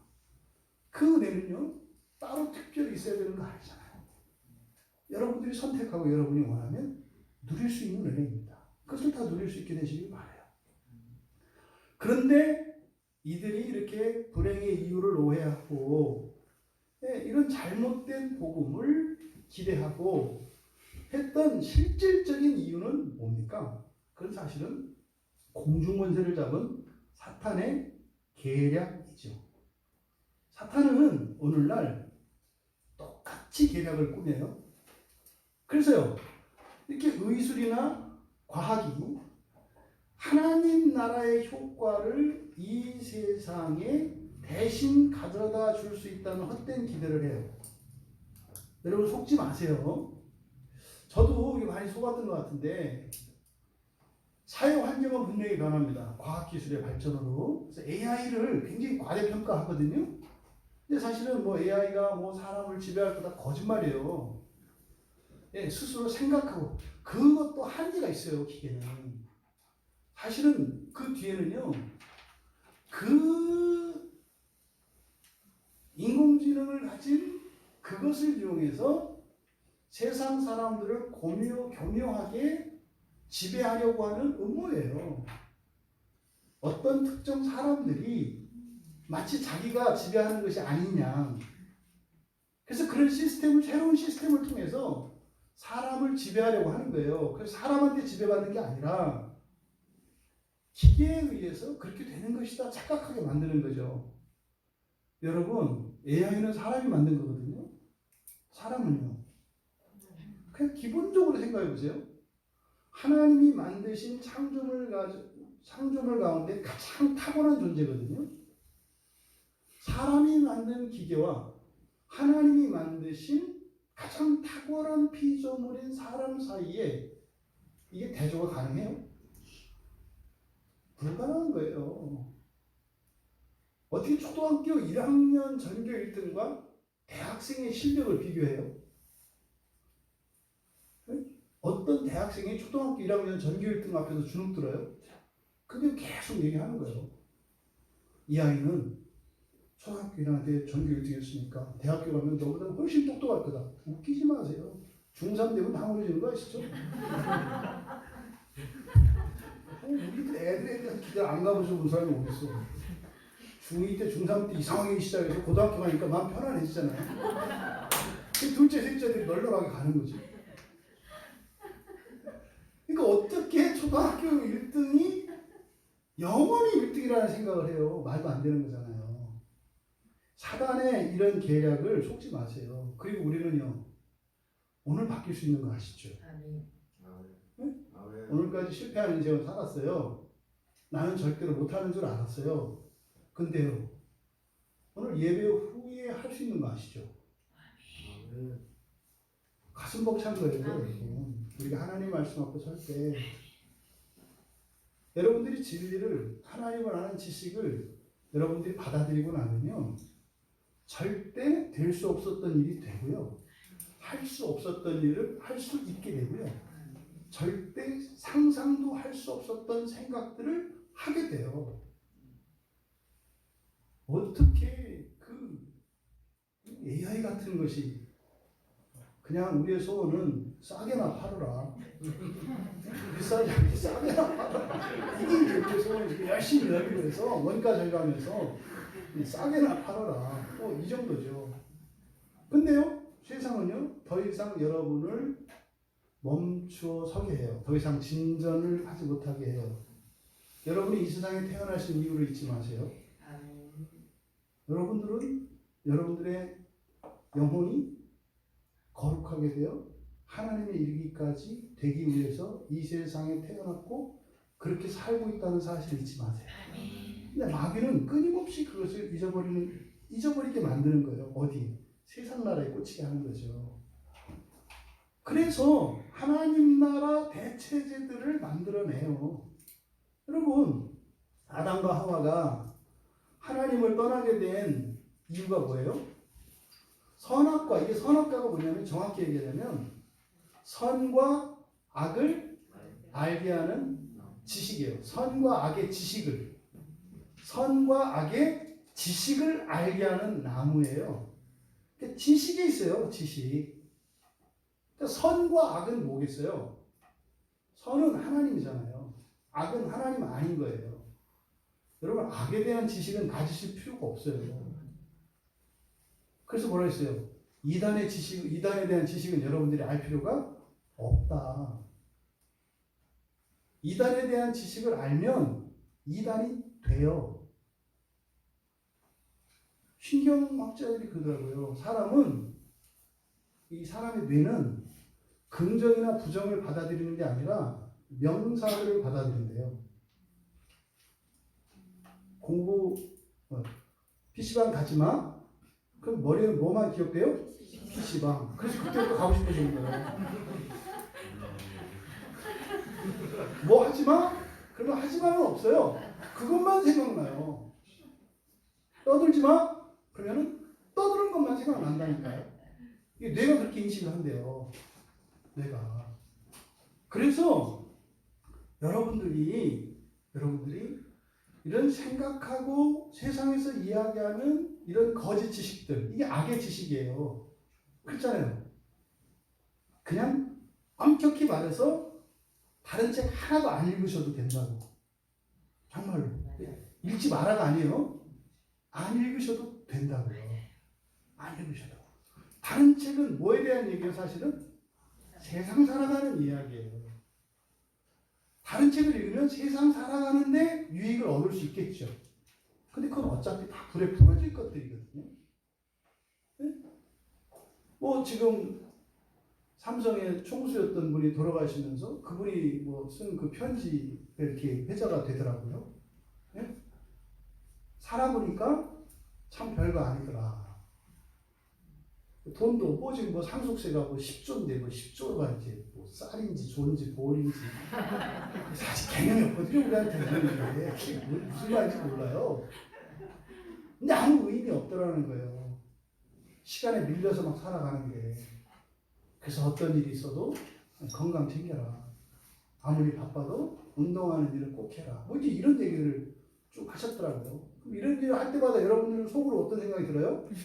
그래도 좋으니까 나 한번 해보고 싶다. 그게 제정신이 아니에요. 누가 가서 아니라고 그러면 하지 말아야 되는데 난 그래도 괜찮아. 한번 해보고 싶어. 그게 누가 하는 생각이에요? 귀신이지. 여러분, 이 사탄의 계략은 그런 식으로 와요. 그래서 이런 사탄이 주는 것은 헛된 기대와 착각을 하게 합니다. 그래서요, 사람들이 하는 세상이 주는 약속 속지 마세요. 완전히 무익하다 이렇게 말할 수는 없어요. 예? 100% 하나님 나라만 위해서 살아갈 수 있는 사람 드뭅니다. 극히 드물어요. 극히. 그러니까 우리는 어차피 두 나라의 양다리를 걸치고 살아갈 거예요. 예? 그래서 어느 정도는 그래서 힘의 균형의 이런 쏠림의 정도의 차이는 있을지 몰라도 우리는 양쪽을 다 걸쳐 있을 수밖에 없는 걸 인정을 해야 돼요. 양쪽에 걸친 거 갖고 여러분 해결하려면 맨날 회개해야 돼요. 그리고요? 그럼 어떻게 한다고요? 그렇게 생각만 할수록 더 얽힌다고. 세상에 걸치지 않겠습니다. 뭐가 기억돼요? 세상은 자꾸 세상으로 간다니까. 그러니까 더 미치잖아요. 왜 말했는데 또 그러니까 하지 마라. 지금은 새언약 백성에게는 하나님의 말씀이 어떻게 온다? 생각을 통해서 선과 악의 지식으로 와요. 그러니까 아담과 하와가 타락했던 것도 지식의 문제였잖아요. 지식의 문제. 그래서 내가 그렇게 불행하고 힘든 것은 사실은 하나님에 대한 지식이 아니라 사람과 세상에 대한 지식으로 가득 차 있기 때문에 내 인생이 그렇게 무거운 거예요. 우리 청년 하나가 신기한 경험을 했죠. 이런 걸로 진짜 이런 일이 일어나요. 말씀 은혜를 받잖아요. 저울에 올라가면 몸무게는 같은데요. 몸이 붕붕 날아요. 실제로 그런 일이 일어나요.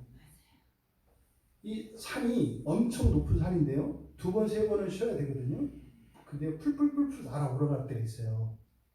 그거요? 우리 흔히 말하는 은혜라고 하는데 하나님의 지식이 충만하게 되면은요. 풀풀풀풀 날아 올라가요. 실제로 그런 일이 일어나요. 진짜요? 여러분 괜히 특별한 저거 없는데 막 천근 만근 뭐요? 세상 지식으로 꽉 찬 거예요. 은이나 금이나 무겁기는 마찬가지예요. 여러분 이 지식의 문제가 굉장히 중요하다는 것을 잊지 마세요. 여러분들이 평화를 생각할 때 하나님 나라와 무관한 평화, 하나님 나라와 무관한 자유, 하나님과 상관이 없는 행복, 이것은 아무런 가치가 없을 뿐만 아니라 엄청난 대가를 요구한다는 사실을 기억하시기 바라요. 하나님 나라 외에는 다 대가를 지불해야 합니다. 하나님 나라만 값을 내릴 수가 없어서 은혜로 주어져요. 나머지는 여러분들이 다 갚으셔야 돼요. 돈 벌어서 돈 쓰는데 또 갚아야 되는 거 아시나요? 내가 내 돈 벌어서 내가 쓰잖아요. 근데 그게 하나님 나라와 관계가 없으면 그거 갚으셔야 돼요. 말도 안 되는 거잖아요. 근데 이게 진리예요, 진리. 내가 열심히 살았는데 열심히 산 값을 내야 돼요. 열심히 산 값을 잊지 마세요. 그래서 성경에서 우리에게 주는 이런 구원의 핵심은 하나님 나라인 거예요. 근데 이게 막연한 하나님 나라가 아니다. 구체적으로 이제 살펴볼 겁니다. 여러분, 이 세상 나라는요, 다 없어져요. 그럼 이 세상 나라에 있는 모든 것 다 사라집니다. 심지어는요, 사탄과 함께 내쫓길 것인데, 그냥 내쫓기기만 하는 게 아니라 슬피 울며 이를 갈며 후회할 것이라고 해요. 왜요? 값을 치러야 되니까. 얼마나 억울하겠어요? 근검 절약하고 성실하게 책임감 있게 열심히 살았어요? 그 값을 내라고요? 아니 내가 그렇게 사느라고 얼마나 힘들고 얼마나 노력을 했는데 그 값을 내라니 무슨 말이야? 우리는 그렇게 하면 보상받아야 된다고 생각하잖아요. 값을 치르셔야 된다니까요. 우리 교회 있는 분들은 그런 분들이 많아서 값을 치르는 분들이 많아요.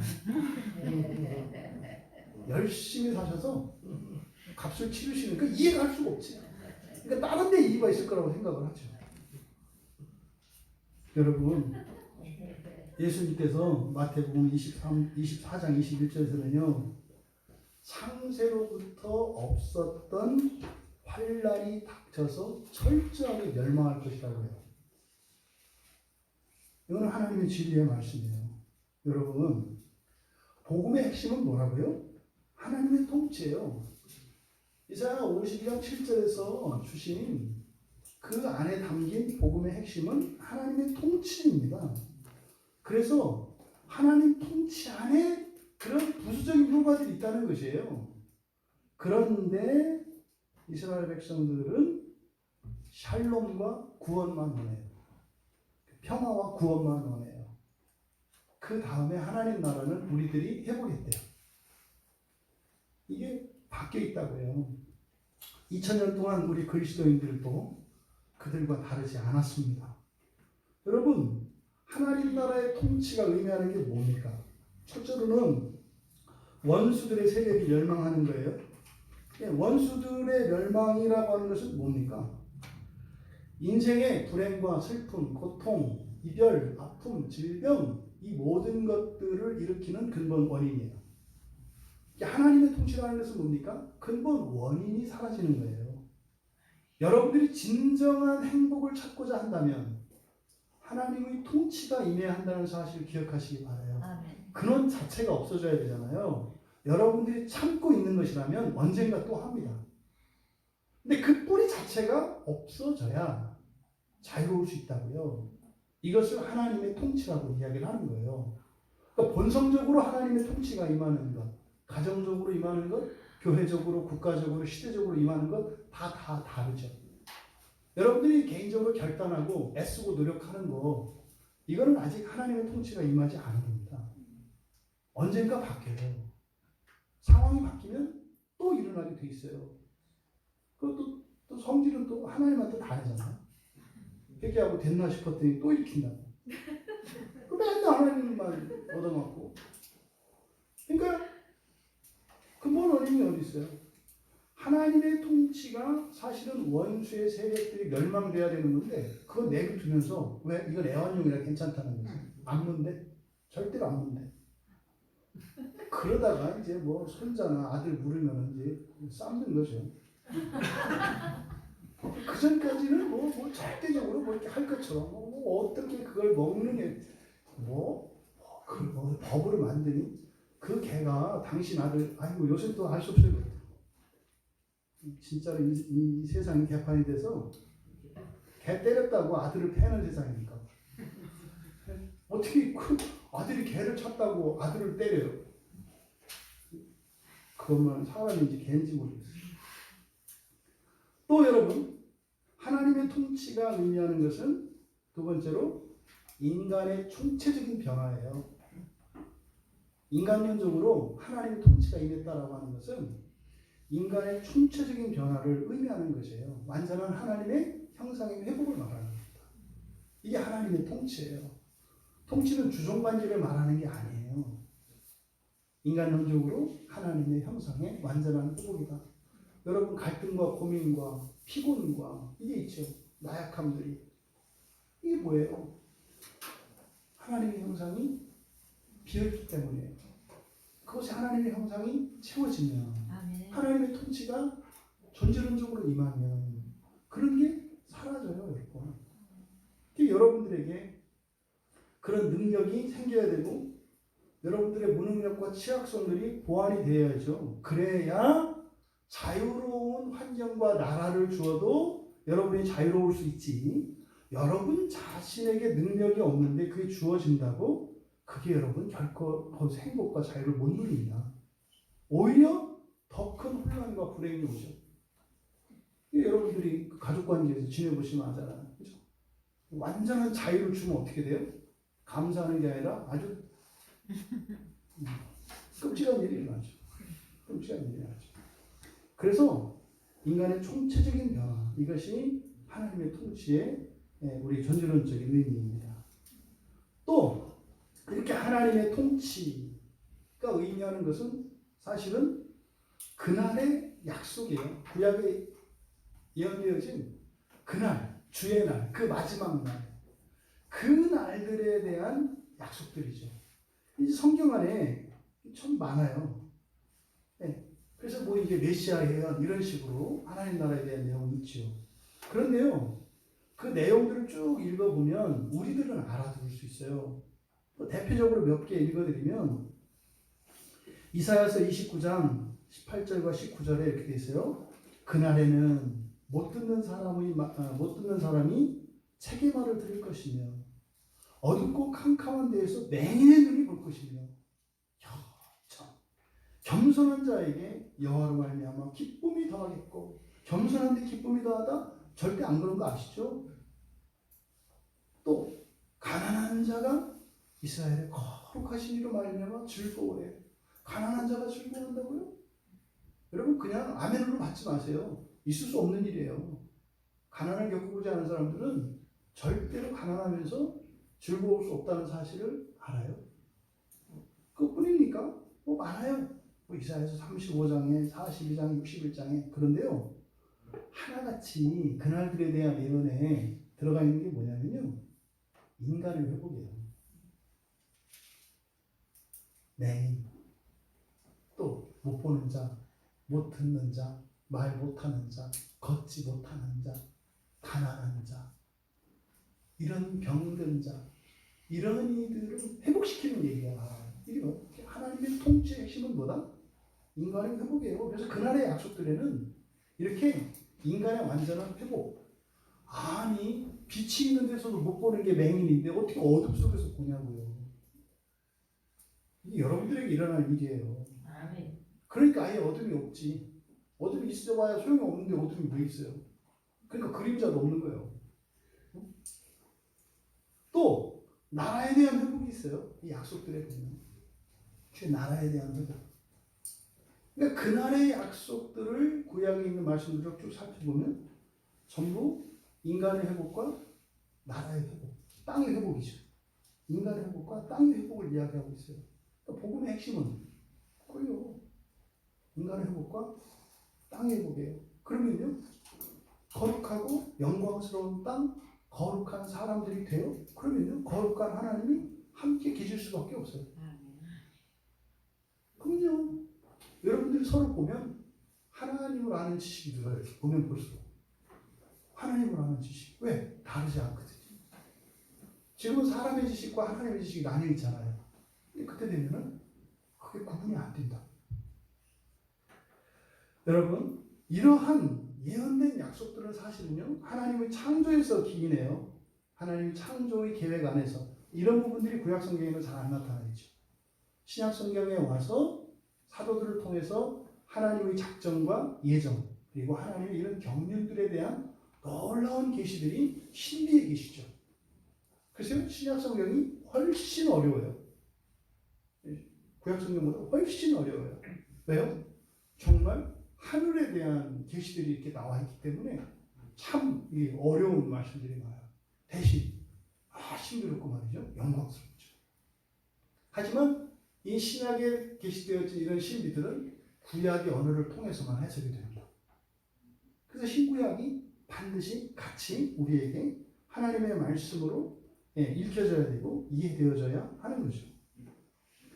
당시에, 하지만 예수님 당시의 유대인들은 하나님의 말씀을 잊어버렸기 때문에 이런 하나님의 창조와 경륜에 대해서 알지 못하고 알아도 오해하고 있었어요.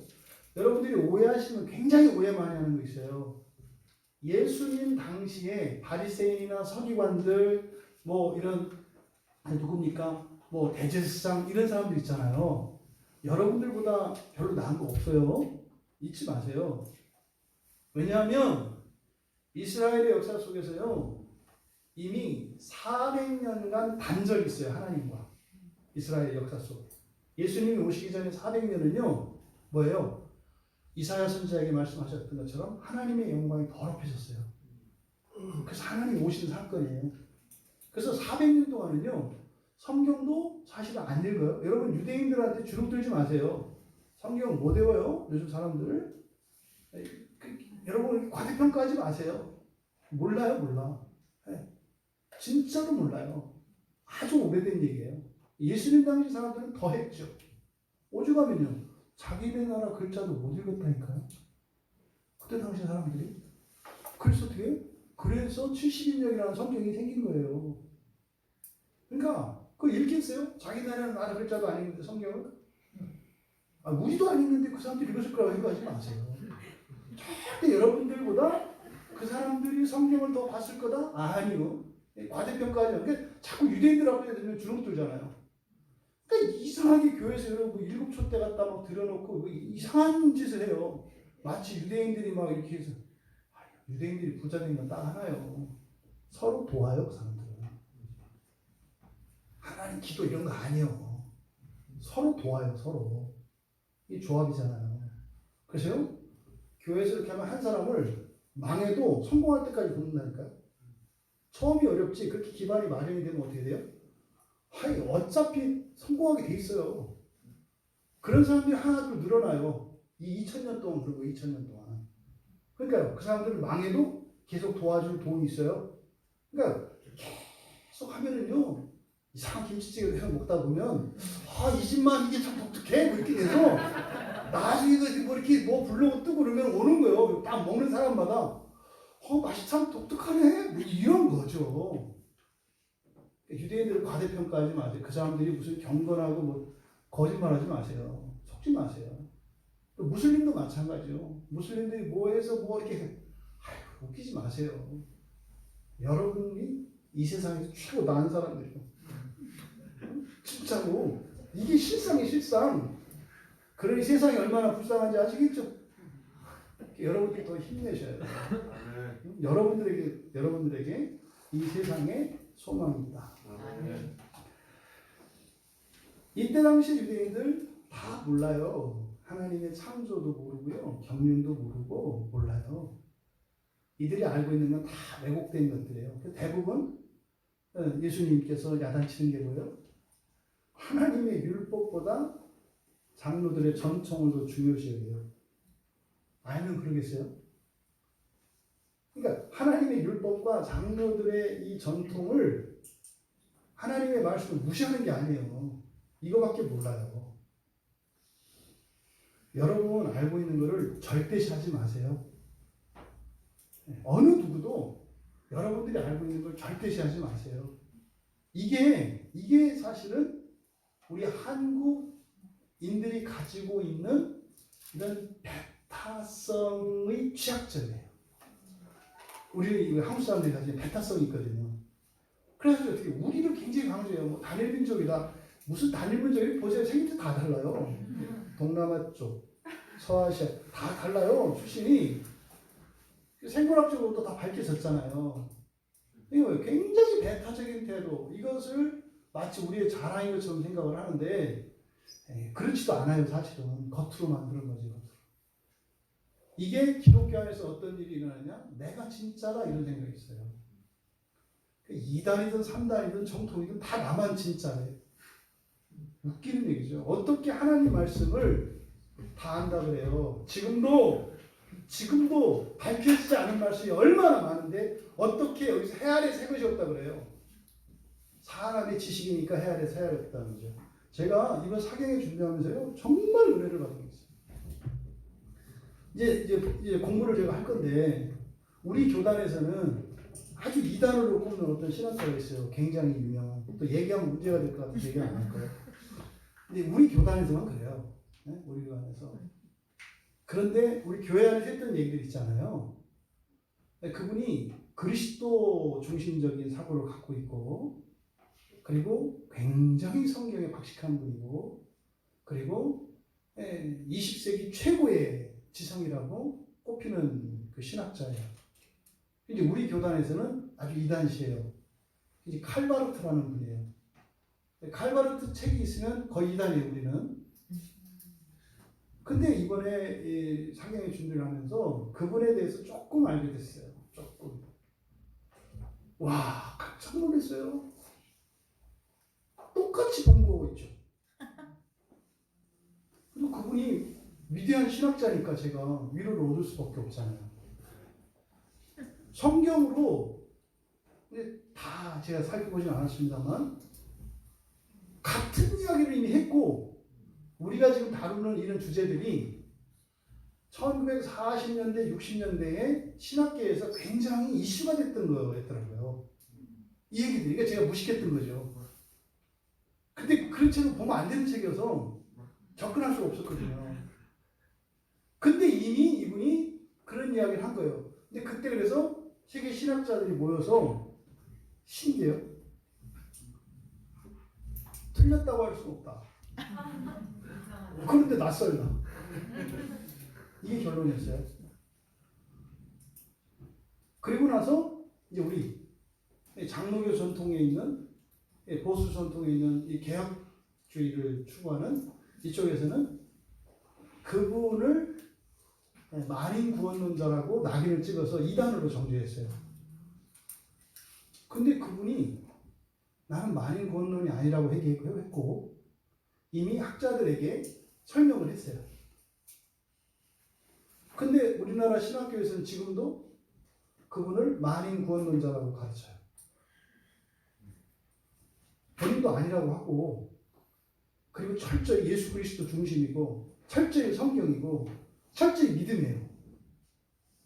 하나도 다르지 않잖아요. 근데 만인 구원론자라고 한마디 딱 하니까 그냥 돌 던져가지고 낙인을 찍어버렸어요. 근데 이분이 책을 쓰다가 마지막 구원론과 종말론 부분을 다 쓰지 못하고 돌아가셨어요. 그래서 제가 신기한 거예요. 그러니까 우연히 알게 된 거예요. 우연은 뭐라고요? 하나님과 사람이 함께 일하는 방식. 사귐의 때마다 우연한 일이 일어나요. 신기한 거예요. 야, 그래서 이제 진짜 성경 공부를 더 해야 되겠다. 이 생각을 하게 됐죠. 여러분, 지금 우리들이 제가 좀 전에 칼바르트를 언급을 했는데 그분의 모든 신학을 이렇게 해서 이 얘기를 모든 이분의 말씀을 이분의 이름을 제가 검명한 이유는 절대시하지 말라는 거예요. 절대시하지 말라는 거예요. 여러분, 성경을 믿고 오직 예수 그리스도를 믿고 오직 믿음으로 구원에 이른다는 것을 믿는다면 그럼 저는 형제로 봅니다. 형제로 봅니다. 어느 누구든 상관이 없어요. 근데 사실은 그분의 책을 못 읽는데요, 사람들이. 어려워서. 그래서 읽지도 않고 그냥 만인 구원론자라고 했대요. 그래서 어쨌든 그 책을 읽어보려고 해요. 너무 어렵게 설명을 해서 근데 어렵다는 얘기가 사실 뭐냐면 성경 구절구절들을 다 얘기해요. 이렇게. 성경들을 이렇게 구절구절들을 쭉 이렇게 하기 때문에 그거를 책도 이만한 두께로 한 3권 되는 것 같아요. 그 주제만. 전체 13권의 그 책을 쓰고 돌아가셨는데 그러니까 이번 사경에 더 이렇게 용기 100배 하게 됐고 이 신학적 기반이 있으니까 외롭지 않고 올해 사실 저 개인적으로 누렸던 은혜가 그런 거였죠. 주변에 있는 목사님들과 이렇게 인정해 주시고 지지해 주시고 하는 이런 일들이 있어서 하나님이 이렇게 용기를 주시는 것 같았어요. 근데 어쨌든 이번에 우리들이 지금 사경의 주제와 관련해서 이 복음과 이 구원과 복음이라는 이 주제 이게 사실은 성경에 있는 내용이 맞았구나. 이미 오래전부터 신학자들에 의해서 논의되고 탐구되고 있던 내용이었구나. 그런데요, 언제부턴가 덮었어요. 그 뒤를 읽는 사람이 없어요. 그 뒤를. 말씀드리고자 하는 바는 성경 안에 아직도 발견되지 않은 구원의 진리들이 있다. 그 구원의 진리를 우리가 더욱 추구하며 살아가야 할 것이다. 단지 지식적으로만이 아니라 그 진리가 참으로 우리를 바꾸시는 또 우리들의 삶 속에서 그 구원하시는 그 능력들을 경험하며 우리가 살아갈 수 있게 되기를 바랍니다. 그런데요, 우리가 살고 있는 이 시대의 교회도 그 지식이 없어요. 하나님의 영원한 계획도 잊어버렸고요. 가르쳐줘도 믿지도 않고 설득되지도 않아요. 바울 사도는 그리스도를 아는 지식이 가장 고상하다. 이게 히페레코라는 말인데요. 이 가장 고상하다라고 하는 것은 지상에 있는 것 중에 최고다 이런 의미가 아니에요. 히페르라고 하는 것은 초월이에요. 초월. 지상에 가장 뛰어난 것을 초월한다는 뜻이에요. 그리스도를 아는 지식은. 근데 그리스도를 아는 지식이 뭐예요? 하나님을 아는 지식이죠. 그래서 이런 초월적 신비의 지식인 거죠. 그래서 그리스도를 아는 지식, 사실 여기에 문제가 다 있어요. 그리스도에 대한 이해가 다르거든요. 그리스도에 대한 이해가 다르요 요즘은 어느 정도냐? 성경이 하나님의 말씀이라는 거 믿는 사람 없어요. 우리나라 지금 교단에서 한 3개, 4개 교단만 성경이 무한 하나님의 말씀이라는 걸 믿어요. 우리나라에서조차 3, 4개 교단만. 나머지는 그냥 이거 사람들이 쓴 책을 갖다가 편집했다고 믿어요. 장로교 안에서 마찬가지예요. 이미 저쪽 장신대 통합측 태극기 그린 데 있죠? 저 한반도 이렇게 그려놓은데 통합측 교회도 이미 다 무너졌습니다. 이 성경을 하나님의 말씀이라고 믿지 않아요. 또 예수 그리스도 이외에 다른 어떤 구원의 방법이 있는 것처럼 이야기를 해요. 여러분 지금 이 시대가요 오직 예수, 오직 성경 이러면은 굉장히 덜 떨어진 것 같은 그런 분위기예요. 교회 안에서조차. 거기다가요 하나님 나라 부활 이런 얘기하면은 야 어디 조선시대 살다가 산속에 있다 나왔나 이런 분위기예요. 이게 뭡니까? 우리가 잘났다는 게 아니에요. 굉장히 위험한 시대라는 거예요. 굉장히 위험한 시대. 그래서 지금은 그리스도를 아는 온전한 지식, 온전한 구원에 대한 지식을 회복해야 할 때입니다. 모두 아니에요. 어느 시대도 모두인 적 없어요. 여러분이시면 돼요. 여러분이시면. 그래서 여러분 신앙생활을 개인적인 것으로 생각하지 마셔라.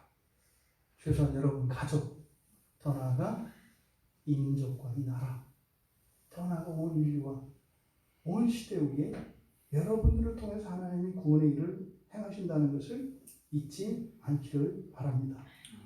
구약의 이스라엘이 없어서 망했던 그 지식, 이 시대도 점점 옅어지고 있습니다. 오히려 그 지식을 이야기하는 자들을 교회 안에서 핍박하는 이런 상황이 일어나고 있습니다. 이번 사경의 기간 선포되는 말씀이 모든 분들에게 설득되어지고 믿어질 수 있게 되기를 바랍니다. 그래서 구약에서 가지 못했다. 초대교회가 가지 못했다. 2000년의 교회가 가지 못했다. 참으로 어떻게 보면은 가소롭게 들릴지 모르겠지만 작은 거미줄과 같은 길이라도 우리들을 통해서 그 길이 개척되어지고 그 길을 선구자적으로 걸어가시는 여러분들 다 되시기를 바랍니다. 여러분 또 이 하나님 나라를 전할 때 여러분이 듣기는 들어도 알아듣지 못하거나 또 믿어지지 않는다고 낙심하지 않기를 바랍니다. 여러분들이 그 소원을 품고 있다면 반드시 들어주십니다. 반드시 들어주십니다. 여러분들이 그 소원을 갖고 있다면 늦춰지는 이유가 있습니다. 그 이유를 여러분들이 명확하게 깨달을 때가 있습니다. 오직 참된 구원의 복음, 하나님 나라와 예수 그리스도를 누리시며 전하시며 살아가시는 우리 모두 되시기를 주님의 이름으로 축원합니다.